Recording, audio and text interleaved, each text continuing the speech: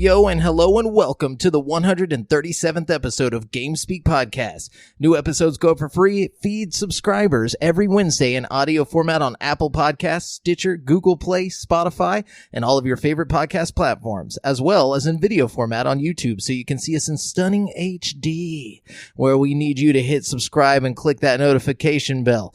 This show is two childhood BFFs bringing you all things video games. You can find us online at createforsanity.com, where you can subscribe to our newsletter to never miss an episode and buy sick t-shirts from our shop. Also, be sure to join the community in the Facebook group at facebook.com/group/GameSpeak Podcast to hang and talk games with other nerds like us. I'm one of your hosts, JAMAL Al-Jafra, alongside Brent, the horrifying Bass. You gotta stop, dude. You're freaking me out. Yeah, I know. I was going for I was trying to live up to my namesake there. I know. It's a little too much for me. You know, I can't do things like that. Sorry about that. Can't even watch like fucking the Lion King sometimes. Those hyenas, bro. Man, one day I'm gonna have to do the intro just so I can come up with a fun name for you. I feel like I always have a good one for you too in the back of my mind, but it's like I don't know. Sure. One of these. There's not like a good window for me to be like, and da-da-da, you know, like it just doesn't... Just reintroduce me? Yeah. No, okay. I'm one of your hosts, Brent Bass. No, okay. I don't know how that would work. Okay, yeah. Next time I'll let you just do it. Yeah, well, I don't know. That's a lot of responsibility there. It is lots of responsibility. That's scary stuff, you know. What if I fuck it up and the whole show just... show's over, the show just crumbles, dude, you know? Yeah, we only get one shot. No redos. That's exactly how retakes. This podcast works. Yeah. You know, whatever happens. Or one take Jakes. That's why a lot of times you just get some trash. One take Jaked up. We're not gonna lie. We're like the Jared Leto Joker of a podcast. I'm just kidding. If you're here for the first time, please don't listen to us. Some people really like Jared Leto's Joker, Jamal. Yeah, that's true. Just people who don't exist. Yeah. Do you think there was somebody out there that was just like... Oh, there's got to be like one huge Jared Leto fan, you know? Some guy who's got his whole closet full of like 30 Seconds to Mars t-shirts that was just like, fuck yeah, Jared Leto, dude, you know? Wow. Feel sorry for that guy. Don't get me wrong, I like Jared Leto as an individual. I think he's super talented. Oh, yeah. You know what I mean? Definitely super talented. But that's just like, you know... It's kind of like sick how talented he is. Yeah, like, I think that's why he's so overly criticized for his Joker rendition. And, you know, also he's standing in the footsteps of the greats, you know. It's kind of... Yeah. You can't just go do a Joker rendition nowadays, you know. It's not like any other bad guy, you know. Nobody gives a shit who's Lex Luthor, you know what I mean? But fucking... I can't wait till the coolest bald guy ever comes in and like makes the Heath Ledger version of Lex Luthor, dude. It's gonna be Everybody great. will compare him in every Superman movie forever. The guy who did Lex Luthor in Smallville was great. He was good. I'd say as of now, he's probably like my par for what a good Lex Luthor should be. Because he had like, I don't know, he did a good job of conveying that like, you know, emotional side of Lex Luthor that still kind of cared about things, but also was like cold, you know? Evil. He was definitely the best actor on that whole show. My problem with Lex Luthor is like, I feel like Lex Luthor and Kingpin are like the same character from different universes. Yeah, but one's Marvel and one's DC. Yeah, but I mean, it's like I guess Lex Luthor obviously came out first, right?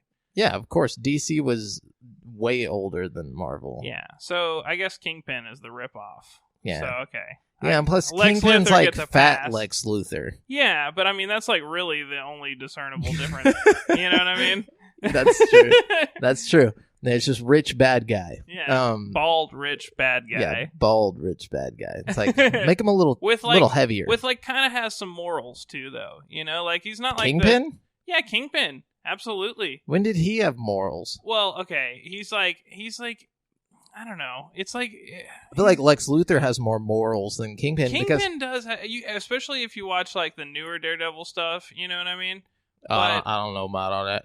I don't know, man. I don't know about all that. It might not be the greatest set of morals, but he has some sort of like moral Lex code Luthor has like, morals. He to. just wants to save humans from the alien, you know? Yeah, Lex Luthor I think is a lot more morally bound than Kingpin. But Kingpin also, he's got like he's in love with that one chick, you know what I mean, who he's like obsessed with, and like he cares about his family.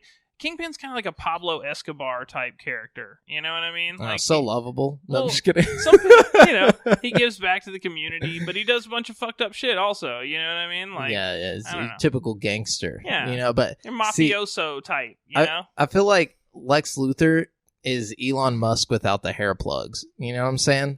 Like, this is basically... I guess I could see that. Yeah, it's like if Elon Musk just went full Lex and like shaved his head. Kill Batman. Yeah, like if some hero rose up... Superman, sorry. Yeah, I mean, I'm sure he's attempted Batman's life a couple times. Sure, yeah. He doesn't like the super, he doesn't like these guys that come in and like, get to say what goes and what's bad and what's good, Yeah, he's not a fan of that. No. Well, anyways. Unless he's doing it. Anyways, by the way, I watched Crawl. We're just going to talk a little bit about what we did this week, Was that the alligator movie? Yeah, it was horrible. Really? Yeah, it had I think the guy's name is Barry Pepper, the guy. I'll probably never watch that movie, so feel free to tell me all of the twists and turns. Well, there's no twists or turns. There's an alligator.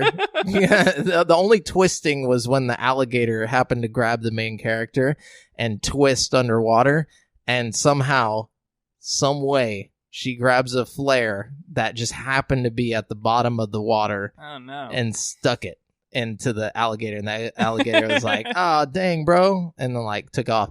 But the alligators, for no reason, were extremely aggressive. Like they were just like eating everyone, like just for no reason. It's like that movie Piranha 3D. Yeah. It was like that, but with alligators. Oh, good. You saved me a trip to. You see this in theaters? No, God, theaters? no, Okay. no. I rented it on the internet, and then I saw In the Tall Grass. Oh, okay. That's that Netflix one, right? Yeah, that's actually a Stephen King. Was it any good? No. It was like interesting. Like it was kind of creepy. They like go to this, like they're like driving, to go to California or something, and they stop by this like cornfield, and they hear a boy screaming out from the corn, and he's like, "Please help me!" Blah blah blah. So they go into the corn, and then it slowly. Like they can't get out. They're like, what the hell? And they get, separated, the brother and the sister. And they're like, what the fuck is going on? And then it turns out, like, I mean, I'm not going to spoil the ending, but it slowly unravels into this like time or dimension hopping, like alien, maybe weird thing, grass people. Like, I don't know how to explain what happens. I couldn't spoil it if I wanted to, I was going to watch it the other day, but I fell asleep, but I kind of put it on like to go to sleep too. So that's a horrible idea. I don't know. How do you just put on a horror movie to fall asleep to? Yeah, I don't know. It seemed like kind of a boring movie. I was like, I'm gonna do this. This sounds good. Yeah, and I did. I fell right asleep. So it's definitely a bore. No, but I'm gonna check it out though. I didn't get very far into it before I crashed out. I don't even remember them getting to the cornfield, and that probably was that's like right literally the beginning. Yeah, I turned it on and fell asleep. So Yeah, try it. Let me know what you think about it next I'll give week. it a whirl-ski. Anyways, did you do anything interesting this week? I've been so busy this week. This is one of those weeks where just like life has gotten in the way. All I want to do is sit there and play some video games this week. But lo and behold, I have been doing all kinds of fucking shit this week. I went to Dallas, which was actually a lot of fun. But I was gone all weekend, and we went to like a party at my girlfriend's cousin's house, and that was a good time. And then, I've been doing all this like car inspection stuff and like work and, just adulting, doing things, Well, that's good. And, I guess, not bad, having a lot of fun doing all that stuff, but I have been wanting a little quality time with my Xbox, so I think tonight is going to be going down, if you know what I mean. Oh, bow, chicka, wow, wow. No, I mean... Yeah, you definitely need to get back in the box, dude, because I've been trying to get you to all week for a specific game. We'll talk about later. Anyways, I've been, so that's it. Yeah, other than just me finding the Holy Spirit through that new Kanye album. You know oh God, dude, closed on Sundays, bro. Bro, closed on. You my Chick-fil-A. You my Chick-fil-A, dude. From now on, I'm gonna start saying that to people I care about. I mean, like, you my Chick-fil-A. No, I actually, I don't know. I listened to that on the way up here, and there are actually some songs on there that are kind of catchy. I'm not gonna lie. Yeah, they hit hard. It's just what it's about is kind of boring. Yeah. You know, it's like it doesn't go any deeper than God is great. Yeah. You know, God is good. Yeah. Which we've heard. You can just go to KSBJ. You know, and I just feel like Kanye's rhythm and flow are kind of coming back for this one, despite, like, I feel like a lot of, like the... Are you saying that Life of Pablo, there was no flow, dude? That was like... I'm not saying that. I'm not saying that at all. I'm saying more like Yeezus and stuff like that. Like, you go way back. Yeah, when he just got real artistic and stuff. Yeah, I think he got a little too experimental there for a while. I just like Kanye when he's rapping. I love some good Kanye rap, and there's still a little bit of that out there-ness. I mean, a lot of that out there-ness. Yeah, in very this much album. so. You know what I mean? But I don't know. Yeah, it's just no cussing. I just like not a single cuss word in that whole album. Really? Not one. I didn't know that. Yeah, dude. Interesting. And Joel Osteen actually asked him to come to their Sunday service. So, wow. It's right there in Houston, so we should probably just go down to see Kanye. Apparently, Kanye's been doing like his own Sunday service where he's like had a shitload of people coming out to it. I don't know. Yeah, so that Chick-fil-A song. This is no offense to anybody. This is no offense to anybody who's like particularly religious. I just find this strange for this specific song. Before they recorded that song, he made everybody who was like working on the beat and stuff like refrain from having premarital sex for like a week before they recorded. What? Yes. That was like a real thing. Like for the Chick-fil-A for the Chick-fil-A song. Dude, he has lost his fucking noggin, dude. His marbles are just...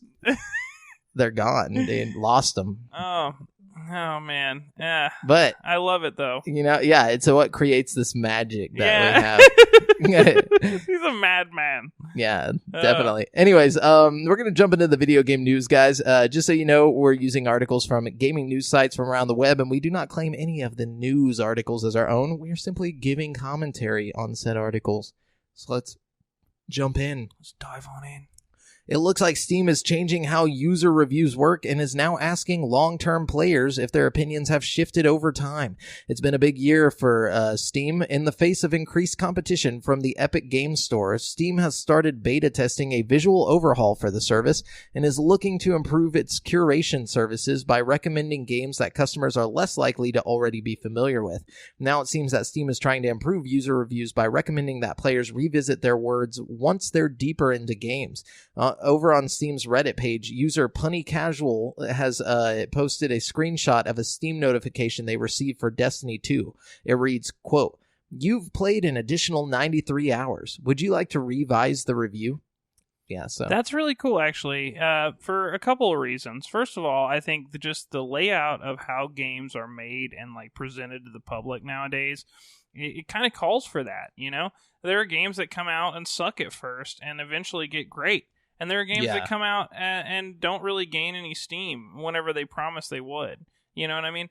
I just feel like we're in a world and a society where that's something that needs to be done. Yeah, where the players got to look out for each other. Yeah, they got to leave these reviews. Especially on games like Destiny, Fortnite, games that are continually like changing. That depend on change. You know what I mean? Like, I think that is a welcome feature, and I think that's really cool. For sure, and it helps out the developers, if they made a good game, because also it will remind people to leave a review for the game in general. Or if you made like kind of a half-ass review of the game at first, and then like you realize, hey, maybe this game isn't as bad as I thought, but then you don't think to go back and re-review it. The game of, hey, you've been playing this game for fucking 2 days straight. You want to take that shit back you said, bro? After all that shit you were talking. Yeah, I'm about to post your review plus your time played. Right? Damn. Yeah. Okay. Anyways, what you got? That's pretty cool, though. Let's see. Death Stranding is just 2 weeks away, or not 2 weeks. Sorry. Everyone's like, what? Everyone's like, yeah! No, sorry. Just weeks away on PS4, which was believed to be the only platform it was set to release on. But it turns out that prior indications that it might also come to PC were correct. Mm-hmm. Hideo Kojima has announced that a PC version of the game is coming summer 2020. Cool. A more exact release date was not announced. In an announcement, publisher 505 Games announced it will publish the PC version. Yeah, so it's not Sony publishing it. They just kind of like, I guess like hired 505 to do it. Yeah, 505 was responsible for a couple of other big games that came to PC, like Control or something like that. Yeah. I think. So, they've got a good reputation. Which actually was not a big game. Did you see that Control didn't even like top on the charts for and that's kind of disappointing considering all the reviews I saw of it were like, oh, this game is awesome. Good, yeah. So that's one of those hidden gems that I think that'll end up in a bargain bin and everybody will come back to it. In a digital bargain bin. It's a shame. It's probably one of those games that deserves a sequel but will never get one. You know what I mean? Yeah, definitely. And like by the time people realize it, it'll be too late. But the good news is it'll probably be $20 at some point in the near future, and I'm going to buy it when I think you can get it for like 30 something now. Hell, I'm just saying, I'm all about those cheap, good games. There's a couple of new releases this year that I heard were, decent enough to play through, and I'm just waiting for them to, like, Judgment. I'm going to wait till that goes on sale. Days Gone, I'm going to wait till that goes on sale. I'm going to wait till this game goes on sale. So I got a couple that I'm going to revisit at some point for sure. For sure. So we're back at it again with our boy Martin Scorsese. The veteran film director made headlines recently when he spoke out about Marvel movies, saying they are not cinema and that they're more like amusement parks. Now, the Oscar-winning director has clarified and explained those controversial remarks. Speaking to E.T., Scorsese said, Marvel and superhero movies are a... Can suck my dick. He said, are, quote, a new art form, end quote, compared to the kinds of movies that were historically shown in theaters. He doubled down on his amusement park phrasing, saying Marvel makes theme park films. Let's say a family wants to go to an amusement park. That's a good thing, And at the amusement park, there's the cinematic expressions. They're a new art form. It's something different from films that are shown normally in theaters. That's all, he said. Scorsese said he's speaking out so emphatically because he is concerned that these theme park films are edging out films that also deserve to be in theaters. For them, my concern is losing the screens to massive theme park films, which I say again, they're their own new art form. He had to keep clarifying that. He said, cinema now is changing. We have so many venues. There are so many ways to make films. So enjoyable. Fine, go, and it's an event, and it's great to go to an event like an amusement park, but don't crowd out Greta Gerwig, and don't crowd out Paul Thomas Anderson and Noah Baumbach and those people. Just don't, in terms of theaters, he added. Okay. I mean, I feel like that is kind of a moot point.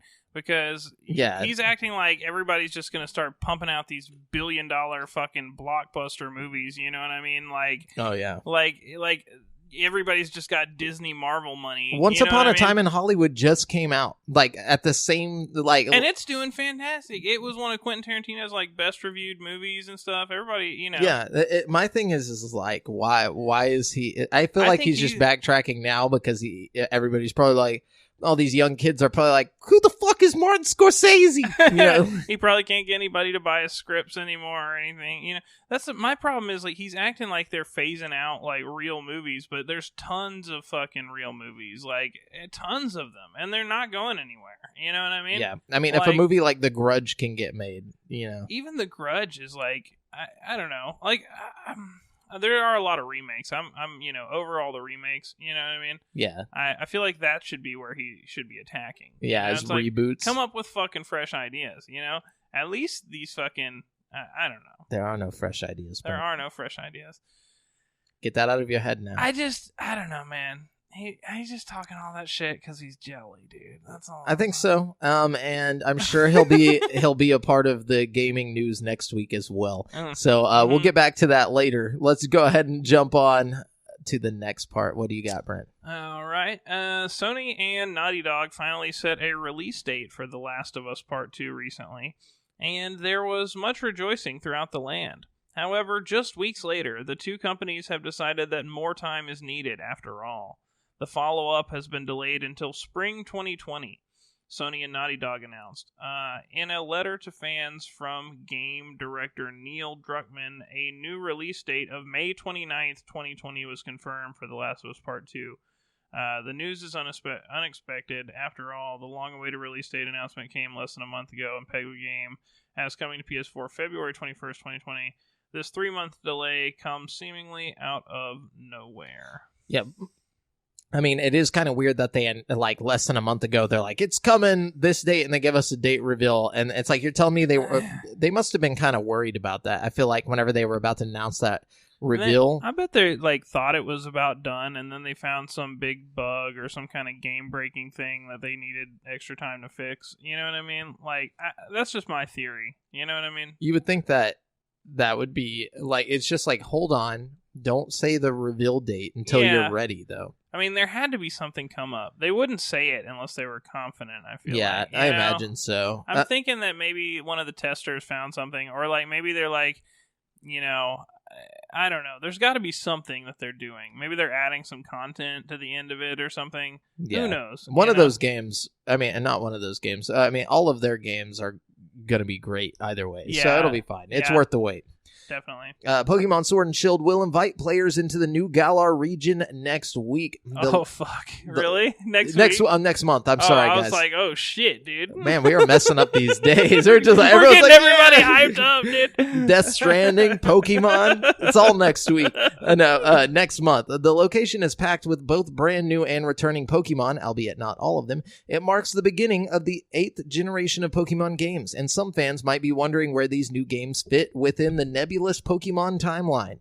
It's never been properly clarified how much overlap there is between the various games in the series. While Gold and Silver are a direct sequel to Red and Blue, the timeline gets more confusing the longer you think about it. But according to the team at Game Freak, you shouldn't look too deeply into how they all fit together. In an interview with Game Informer... It's fucking Pokemon. That's what the Game Freak guy Producer Junichi Masuda admitted that there's no definite timeline for the Pokemon series and that it's best not to get caught up trying to untangle it. Quote, it starts to get a little complicated if you pay too much attention to timelines, he said. Like, there might be a professor that appears and it wouldn't make sense at all if we applied that kind of timeline logic. So we try not to. You guys are fucking idiots. Yeah, he's like, quit getting so caught up in some dumb shit. Right. Like, but I mean, I guess a lot of people like that stuff, you know. I got the Hyrule Historia, which is actually wrong. Really? Yeah, there's like a whole timeline that's like fucked up in there. You know, I do feel that. I'm giving everybody shit. I actually I'm one of the bigger people on like lore and stuff. I love all that, you know. I'm just giving everybody lore shit. Boys. We're lore boys, yeah. Yeah, so but it is funny to like get that in depth. It's like, when did, you know, Pokemon Pearl take place, you know? Like, it's like, why does that matter? Yeah. You're not the same character. It doesn't matter. It's not even like a real, like, you know, they have that French theme or whatever to, like, you know, X and Y, and it's like, does that geographically, where are we? I don't know. There's just a... Well, they talk about that. I want to see the globe of, like, Pokemon. Like, I want to see what the globe looks like. Well, that's what they were saying. He was actually saying the approach that Pokemon takes is expanding the world, like what the regions are, and making it richer as we go, rather than a timeline. It's more of a physical space thing. I mean, if you really wanted to apply, like, a timeline logic to it, like, why would everybody be all like, oh, there is a definite 150 in like the original Kanto region? You know? Yeah. I mean, it's just like, you know.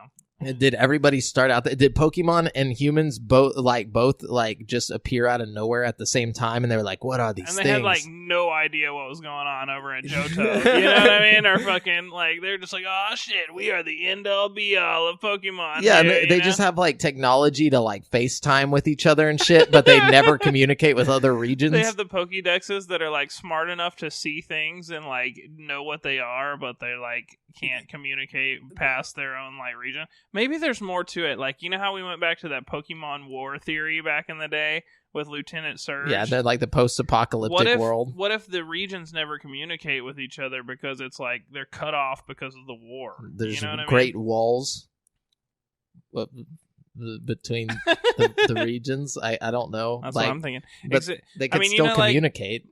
Yeah. They have FaceTime. It's true. And there is that one game where you go to the other region at the end of the game. That was like my favorite Pokemon game. They have Pokeballs. They have these little balls that can they can basically shrink and grow. Like it's like metal that can, adapt. I don't know how to explain what happens. The size changes, matter disappears, and then it'll grow and they can throw it. I guess the point is... And suck an animal, a full animal. Just don't think about it too hard, Jamal. You know? Just go crazy. You find me in my room covered in toilet paper. This is the balls, the Pokeballs. I figured it out. No, okay, what do you got? Following Tom Clancy's Ghost Recon Breakpoint's very disappointing sales, wow. Ubisoft has officially detailed some plans to bring the looter shooter into a more stable form of play, confirming it has a lot of work to do. Ubisoft said its vision for Ghost Recon Breakpoint is to provide players with a gritty and authentic military experience. To do this, the company is working on a more radical and immersive version of the looter shooter that will allow you to tailor your experience. Oh, so another roadmap. There's nothing set in stone on this front, but Ubisoft said it will keep players updated as we progress.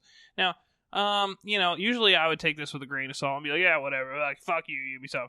But I have a feeling that Ubisoft is trying to do better things. And I only say that... I mean, I think so too, but it's how many games are we going to get like this? How many fucking games are we going to get where they're here's a platform. I think you're going to play this forever. Back and looked at their recent releases and they're starting to lose money a little bit. And they're realizing that. And they're like, okay, what can we do? Because obviously our games aren't hitting with our audience like they used. I mean, with the Assassin's Creed did fine. You know what I mean? That's their saving grace, I feel like. Yeah, Odyssey, and then... But even the Far Cry series isn't doing as well as it should have done. You know what I mean? I guess. That was a long time ago, though. My point is, I think they realize they need to give these developers more time to work. You know what I mean? And they've, there's one of my other news is here. I'll just go ahead and go on to one of the other newses real quick, just because it's relevant. You know what I mean? Okay. 3 of Ubisoft's biggest upcoming games have been delayed.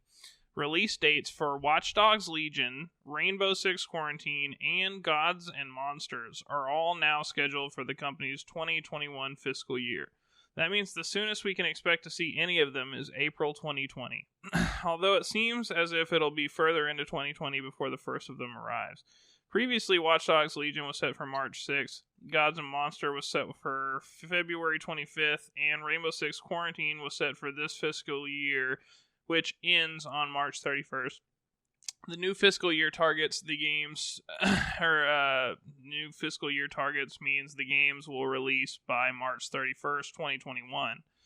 In an investor call, Ubisoft suggested Watch Dogs Legion, Gods and Monsters are planned for the second half of 2020. Specific release dates for none of the games were announced, while a fourth, Skull and Bones, has apparently also been pushed back until at least April 1st, 2021. I feel like we'll never see Skull and Bones. Yeah, Skull and Bones I think is going to get buried, but the other ones I think we'll definitely see, and I think that Ubisoft realizes, hey, we can't just keep rushing all these games out, I think even if we take a hit in 2020, you know what I mean? I think it's going to pay off in the long run if they can just get a really good game out. We just got so many freaking delays. Literally this month, it's just been delay after delay after delay. It's pretty crazy. It really is. But, that's the way the cookie crumbles, I guess. It does. It crumbles that way. So the Obi-Wan Kenobi Star Wars series, which is set to begin filming in 2020, was originally planned as a film before ultimately morphing into a TV show for upcoming streaming service Disney+. Speaking to ComingSoon.net, okay, during the press junket for Dr. Sleep, Kenobi actor Ewan, I just realized his name is pronounced Ewan. I always thought it was Ewan. Really? It's Ewan McGregor. Yeah. Confirmed that the original plan was to produce a single Obi-Wan film. Quote, it wasn't always going to be a series, not initially, he said, confirming that there was some validity to the years of rumors of an Obi-Wan film being planned. But McGregor seems glad that things ended up the way they did. I'm not really into the idea to be able to tell the story over several hours. No, he said, I'm really into the idea to be able to tell the story over several hours instead of just one hit. I think it's going to be quite cool. Rumors of McGregor's return to the role have been swirling for years, but back in August 2018, hold on, basically, it's coming. It's unclear if this is a limited series or if there's room to expand into future seasons. It will be set 8 years after Revenge of the Sith. It will cover a period of time where the Jedi Master was in exile, well before Luke Skywalker discovered his destiny and took to the stars.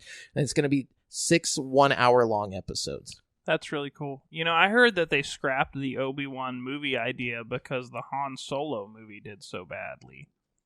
You know, I believe that. I believe everything that's going on over there at Disney with Star Wars is just piss poor. And dude, that Mandalorian trailer, did you see that? Do you see Bill Burr's in it? Yeah. What the hell? I love it. I can't wait to watch that, dude. I can't wait to watch that. It looks really good. But that's directed and written by Jon Favreau, like the guy who did Iron Man. Oh, cool. Yeah, so that's why that's going to be good. Yeah. I don't know how this Obi-Wan thing's going to turn out. Yeah, we're going to have to see about that. Either way, I'm definitely going to get Disney Plus, man. Oh, duh, dude. Dude, that shit looks clean, bro. Hell yeah. I'm going to be watching so much Smart House, dude. Just on repeat. My house is going to be jelly, bro, dude. we should have a Smart House party, dude. Oh, dude, we should have a Disney Channel original movie marathon. Oh, my God. I'm so fucking down. What if we could... Can we stream it on That's Twitch? What I was going to say. We need to do like a watch-along and like just see... We might get in trouble for that. Nah. Yeah? No. It's not like we're charging people. Like, everybody just comes and hangs out. It's like we're just watching a movie. Yeah, but with that's our the friends. problem. We're like showing off Disney Plus content for free. We're just... People want to buy it. They'll want to get on the sub, dude. Yeah, maybe. Yeah. That'd be cool. Get subbing. Yeah, so what you got? So Conan and O'Brien is going to be in Death Stranding. Oh, God. I saw this. I won't go into too much detail, but they did a whole thing, and they scanned him into the game, and he's going to give you a fun little otter suit that you can swim down the stream in. So this game gets fucking dumber and dumber every time I hear about it. I am so anxious to see what the fuck is going to... You get an otter suit that allows you to swim. Yes. Yeah. What does that mean? What is this, Zelda? Ocarina of Time? A fucking a preview of it, and he's like on his back, like kicking through the river in a little otter suit. Like, it was kind of cute, but it's like, what the fuck is going on, dude? Like, you know? Yeah, this is just too much for me. I'm real confused, man. Real confused. Yeah. Wait, I think I had something about that. Just 1 second. Let me see. Yeah, Death Stranding is just weeks away on PS4, which was believed to be the only platform. Oh, wait, we already talked about that. Hold up. There was one more, though. I had one more about Death Stranding. Let me find it. Death Stranding is out next month, at which point the internet will burst open with a deluge of divisive opinions we might not all survive. Before then, however, visionary Mad Max director George Miller has shared his thoughts on Hideo Kojima's latest work. In a recent video from IGN, Miller explains why he thinks Death Stranding is significant, not just as a video game, but as a cultural movement. Has he played it yet? I guess so. Quote, there is no cultural evolution unless it is renewed, unless new ideas are offered up, the Australian filmmaker says. I agree with that. Often, they're provocative. Often, they shift the norm to some degree. But there is no evolution unless that happens. If we're just doing the same old safe work all the time, that's almost a certain way to fail anyway. In films, you see the same ideas, the same tropes. Something that a few years ago might have been groundbreaking has now become cliche. Miller then mentions Kojima specifically and how he thinks the game director has the creative courage to push boundaries that others wouldn't. Quote, the skill that I see in great filmmakers, I see in Kojima-san's work, he explains. All of the visual languages, the syntax, the compelling imagery, it's all there, all in the service of giving the audience an intense experience. The risk is that people just don't accept it. He's absolutely right in every aspect. That's why Kojima and fucking Capcom just couldn't work it out, or whatever, Konami or whatever couldn't work it out. You know what I mean? It's like fucking...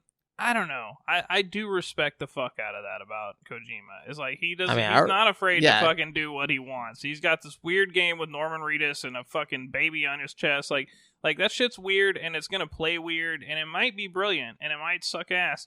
But, you know, you got to give him props for just doing what the fuck he wants to do. For trying, nobody at the fucking studio is like, oh, that's a great idea. You know? Like, I guarantee it. I don't know. It's just weird as fuck. And, like, it probably only made sense to him. And I don't know. I just respect that. I do agree that there's way too many tired tropes being played out over and over again in games. You know what I mean? That's true. And in movies.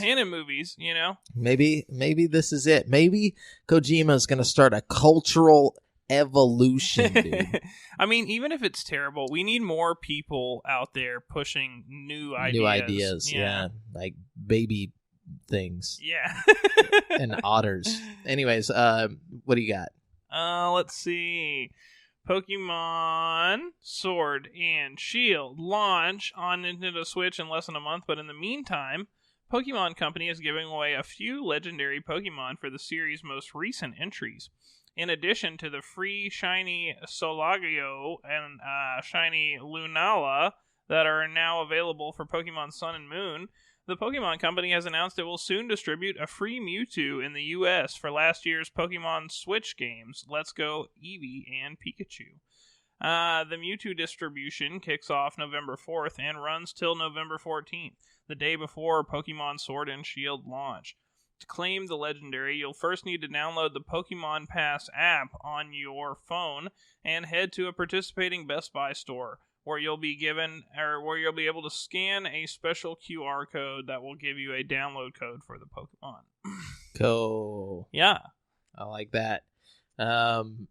Okay, so let's see. Microsoft's Xbox All Access program is returning this holiday season, and new subscribers will eventually have a chance to upgrade to Project Scarlet. The new version of Xbox All Access includes an Xbox and Xbox Game Pass Ultimate, which bundles Xbox Live Gold and the awesome Game Pass library. Subscribers will pay off the console and subscription across 24 months.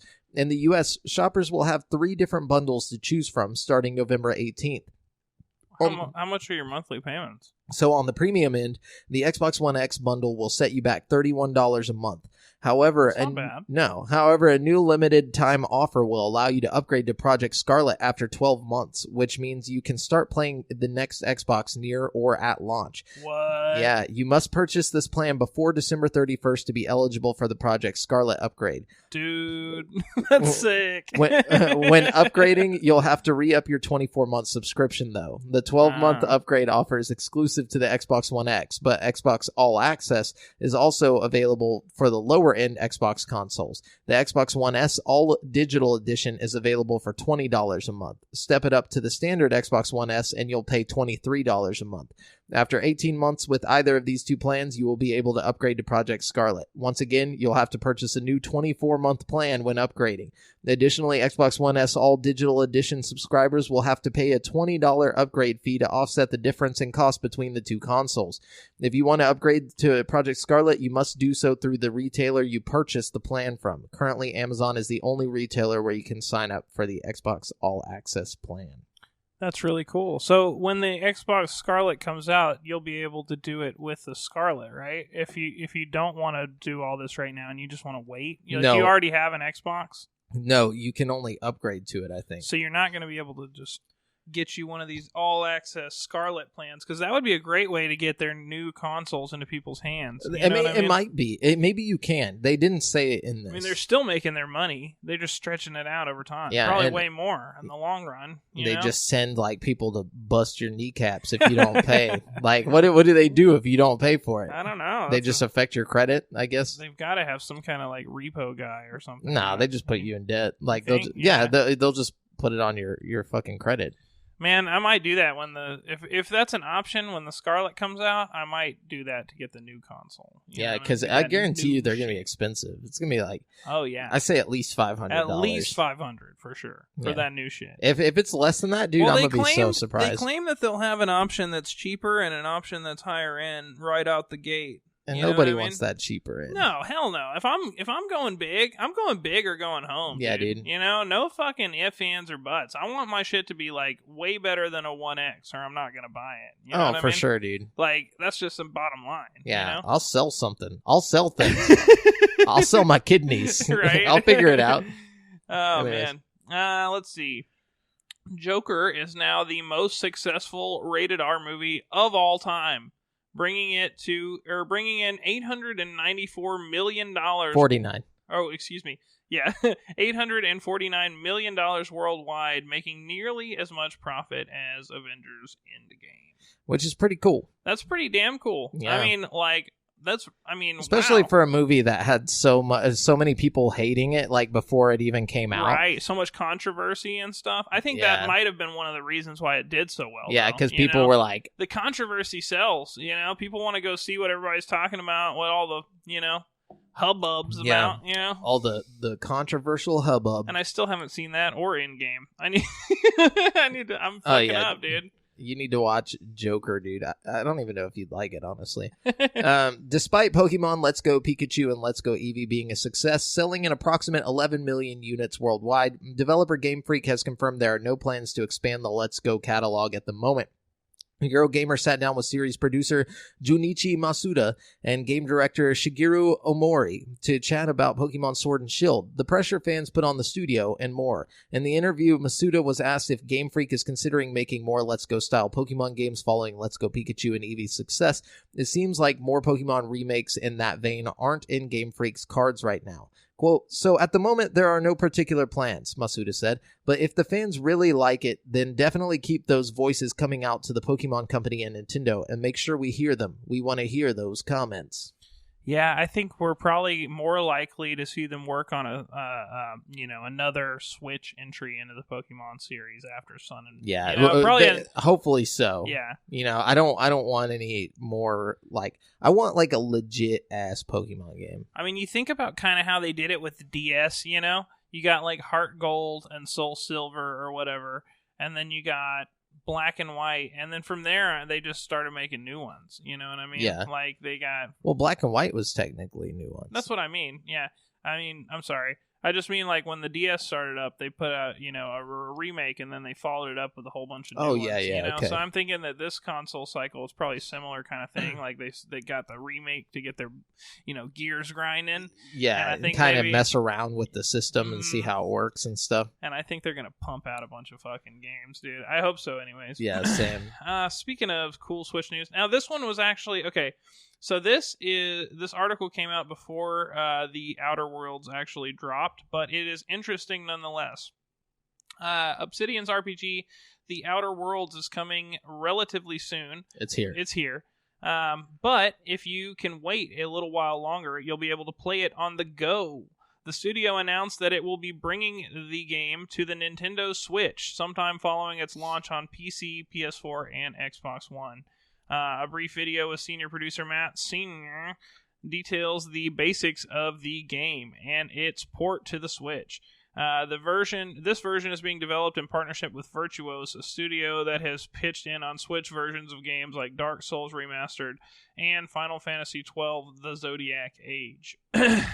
So, that's pretty cool. Yeah, I mean, we don't know when it's coming out yet, but it's free on Game Pass. If a game's already on Game Pass, I'm not going to get it on Switch. Not everybody's got an Xbox, Some of those unfortunate souls out there only have a Switch. I mean, if you only have a Switch, then sure. But I'm just saying, if you have an Xbox, just get it on Game Pass. Or if you have PC, get it on Game Pass. Yeah, that's a fact. Game Pass is the way to go, for sure. Yeah. Yeah.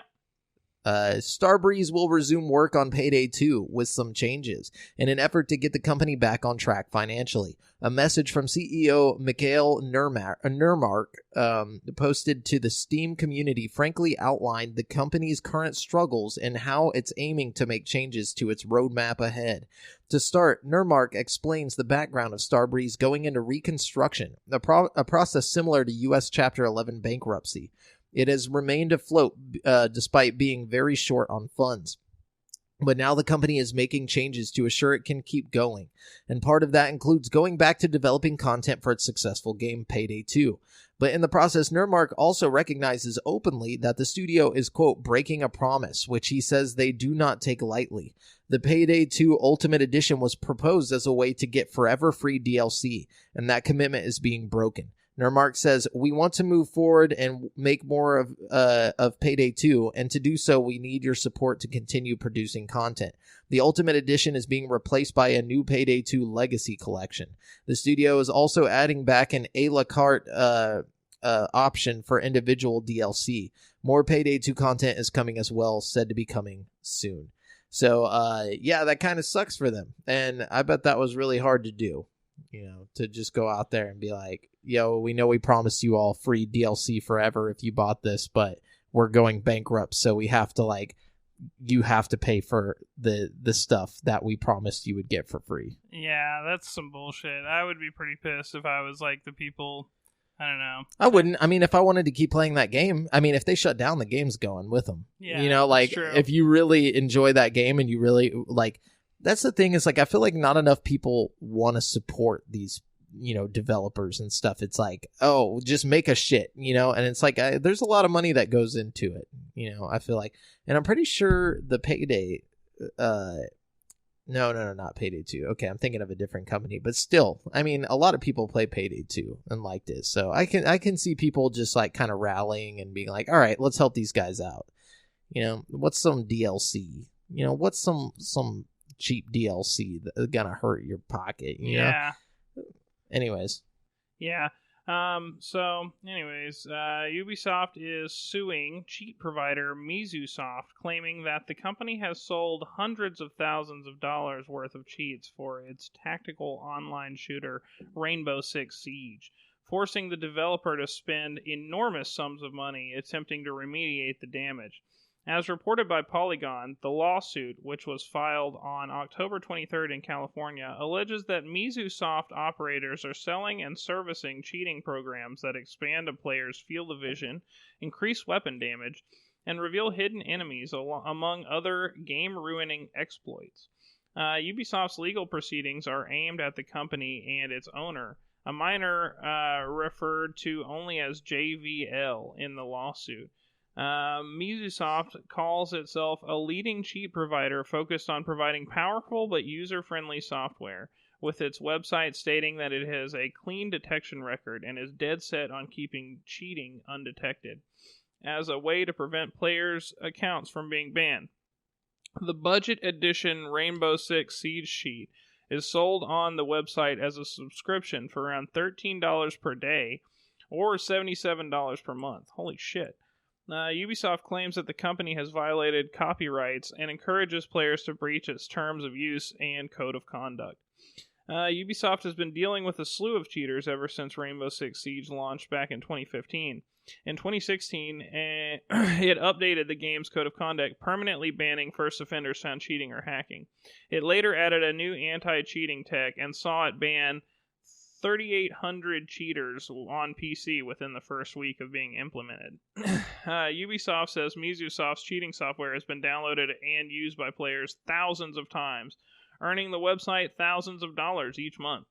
The lawsuit alleges that this money has been funneled through a payment processor linked to a web design firm called Simply San Web Design, which is supposedly owned and operated by JVL's mother.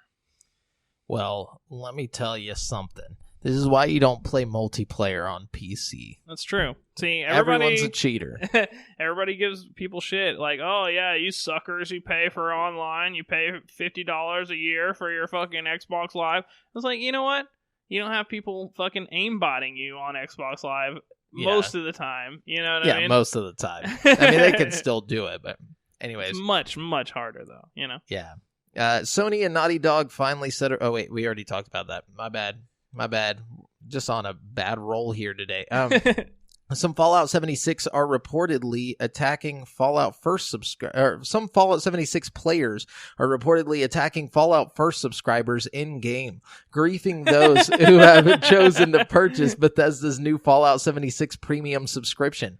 Which this if is they don't news like in it, itself. They can go play in their own little fucking server, I guess. Yeah, huh? yeah. This is well. First of all, we need to talk about the Fallout First thing. Well, it's about to. So okay. Bethesda announced the $12.99 per month subscription, which adds useful new functions to the game shortly after it delayed the Fallout 76 NPC update. Fallout First provides subscribers with a number of benefits, including private servers, unlimited scrap storage, and a unique Fallout New Vegas-inspired Ranger armor set, which was perhaps ironic considering Fallout New Vegas developer Obsidian's The Outer Worlds has been heralded by some as a better Fallout-like experience. The subscription's major benefits didn't actually work for some players, however, who found their scrap boxes were deleting their stuff and their private servers weren't actually private. Bethesda responded to the fiasco, saying fixing these issues was its top priority. Players are apparently still angry about the subscription's addition to the game. However, even with Bethesda promising fixes. Yeah, I mean, this is ridiculous. I'm going to start playing Fallout 76 just to grief the fucking yeah, that's what I feel like a lot of people are I'm about to do it, dude. I'm about to get all my mini nukes, dude. It's going down, bro. Like, this is like blatant, like, just corrupt, like, corporation bullshit right here. Yeah. Like, Fallout, like, okay, so Bethesda's like, sorry guys, we know we put out a subpar piece of shit game. We're gonna put NPCs in there. We're gonna make it a real game for you guys. And then, like, they're like, oh, actually, we're gonna have to push the NPC thing back like a year. And also, they were talking about all these features that are the first subscription features as if they were going to be putting the game, like, free of charge, like, earlier this year. They were going to do it free of charge.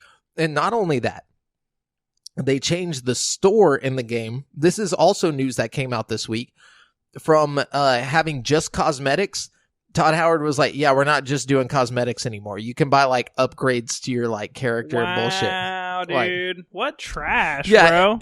Like, what did they think was going to happen? I defended that game for so long. See, that's one. If we had the Steam thing, and I had reviewed it originally, and then they asked me, oh, you've been playing this game for so long, would you like to change your review? I'd be like, fuck yeah, I want to change my review. 1 star, bro. We're going down. Yeah. We're going way down, dude. I stuck up for that game for so long, you know? Yeah, and so not only that, not only do they delay the NPC thing, they announce a $12.99 per month subscription, which adds these, like, private servers and stuff, like Brent said, were supposed to be free at some point. Yeah. But instead, you have to pay over $100 a year on this game that you already paid for. Yeah. I mean, I think it's free now or something. No, it's not. You still have to pay for this bullshit-ass game. Free to play. Wow, dude. Yeah, that's bullshit, dude. Dude. Like, why wouldn't you just play Fallout 4 or something? Or Outer Worlds or any game other than that game? You know what I mean? They couldn't have done this at a better time for Obsidian. Like, Obsidian's probably sitting over there like, fuck yes, keep fucking up. You greedy bastards. Yeah, you keep doing it. I'm telling you. It's crazy, dude. But, man. Yeah, that's all the news I got. You go ahead and finish out. Okay, let's see. Bethesda, the publisher of Fallout and Elder Scrolls, has acquired a mobile game studio to help bolster its efforts in the space. Bethesda announced that it has acquired the Canadian studio AlphaDog Games, which developed the action RPG Wraithbone and the action strategy game Monstro City Rampage. Bethesda Vice President of Development Todd Vaughn said in a statement that the publisher was impressed by AlphaDog's commitment to quality and depth of experience in mobile. We're excited to have them join the Bethesda family, Vaughn added. AlphaDog will work alongside Bethesda on its growing mobile game initiative. The studio will create new exciting titles for both iOS and Android that will be sure to grub your money dry. Let's see. We've got some upcoming Game Pass titles that are pretty exciting. Some of these have already dropped on the Game Pass. Actually, there's only like 3 coming still that haven't already come. Actually, only 2. I'm sorry. But I'm going to tell you anyways. In case you haven't been keeping up with Game Pass lately. They've got Lonely Mountain Downhill that dropped. They've got Secret Neighbor, which is like Hello Neighbor, but like with multiplayer that dropped. They dropped Minute, which I'm not sure. It's kind of like an indie game, but it's got a lot of high praise. The Outer Worlds, which, you know, everybody's raving about. After Party, which I don't know about that. I think that's about some guy who's in hell and you like to drink or something. It looks kind of interesting. You gotta outdrink Le Devil. Outdrink Le Devil. It sounds pretty good. Interesting, kind of. We got Lego Star Wars 3. You know, that's always fun. Love Slego. I love some Slego Star Wars.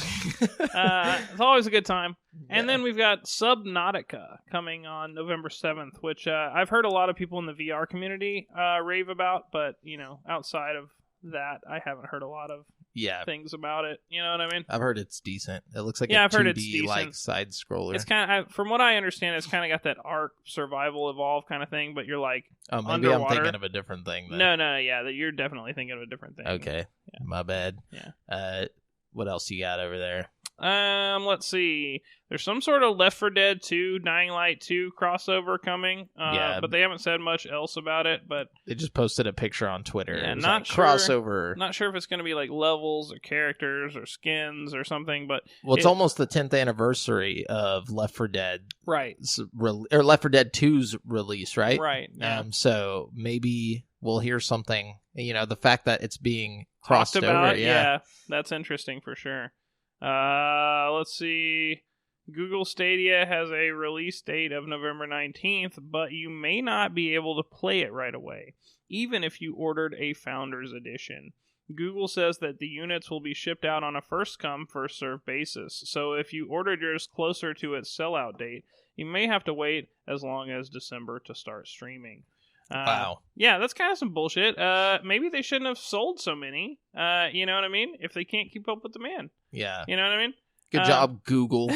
Either way, if you want one, you can still buy one, but you will not get a Founders Edition anymore. You'll get a Premier Edition, which, you know, nobody fucking cares. Fuck you. I feel like Google is so big at this point that, like, it's actually ran by AI. Like, I feel like there's like a bunch of robots like in the headquarters, like just like running everything. Dude, for real. They like killed the founders like a long time ago.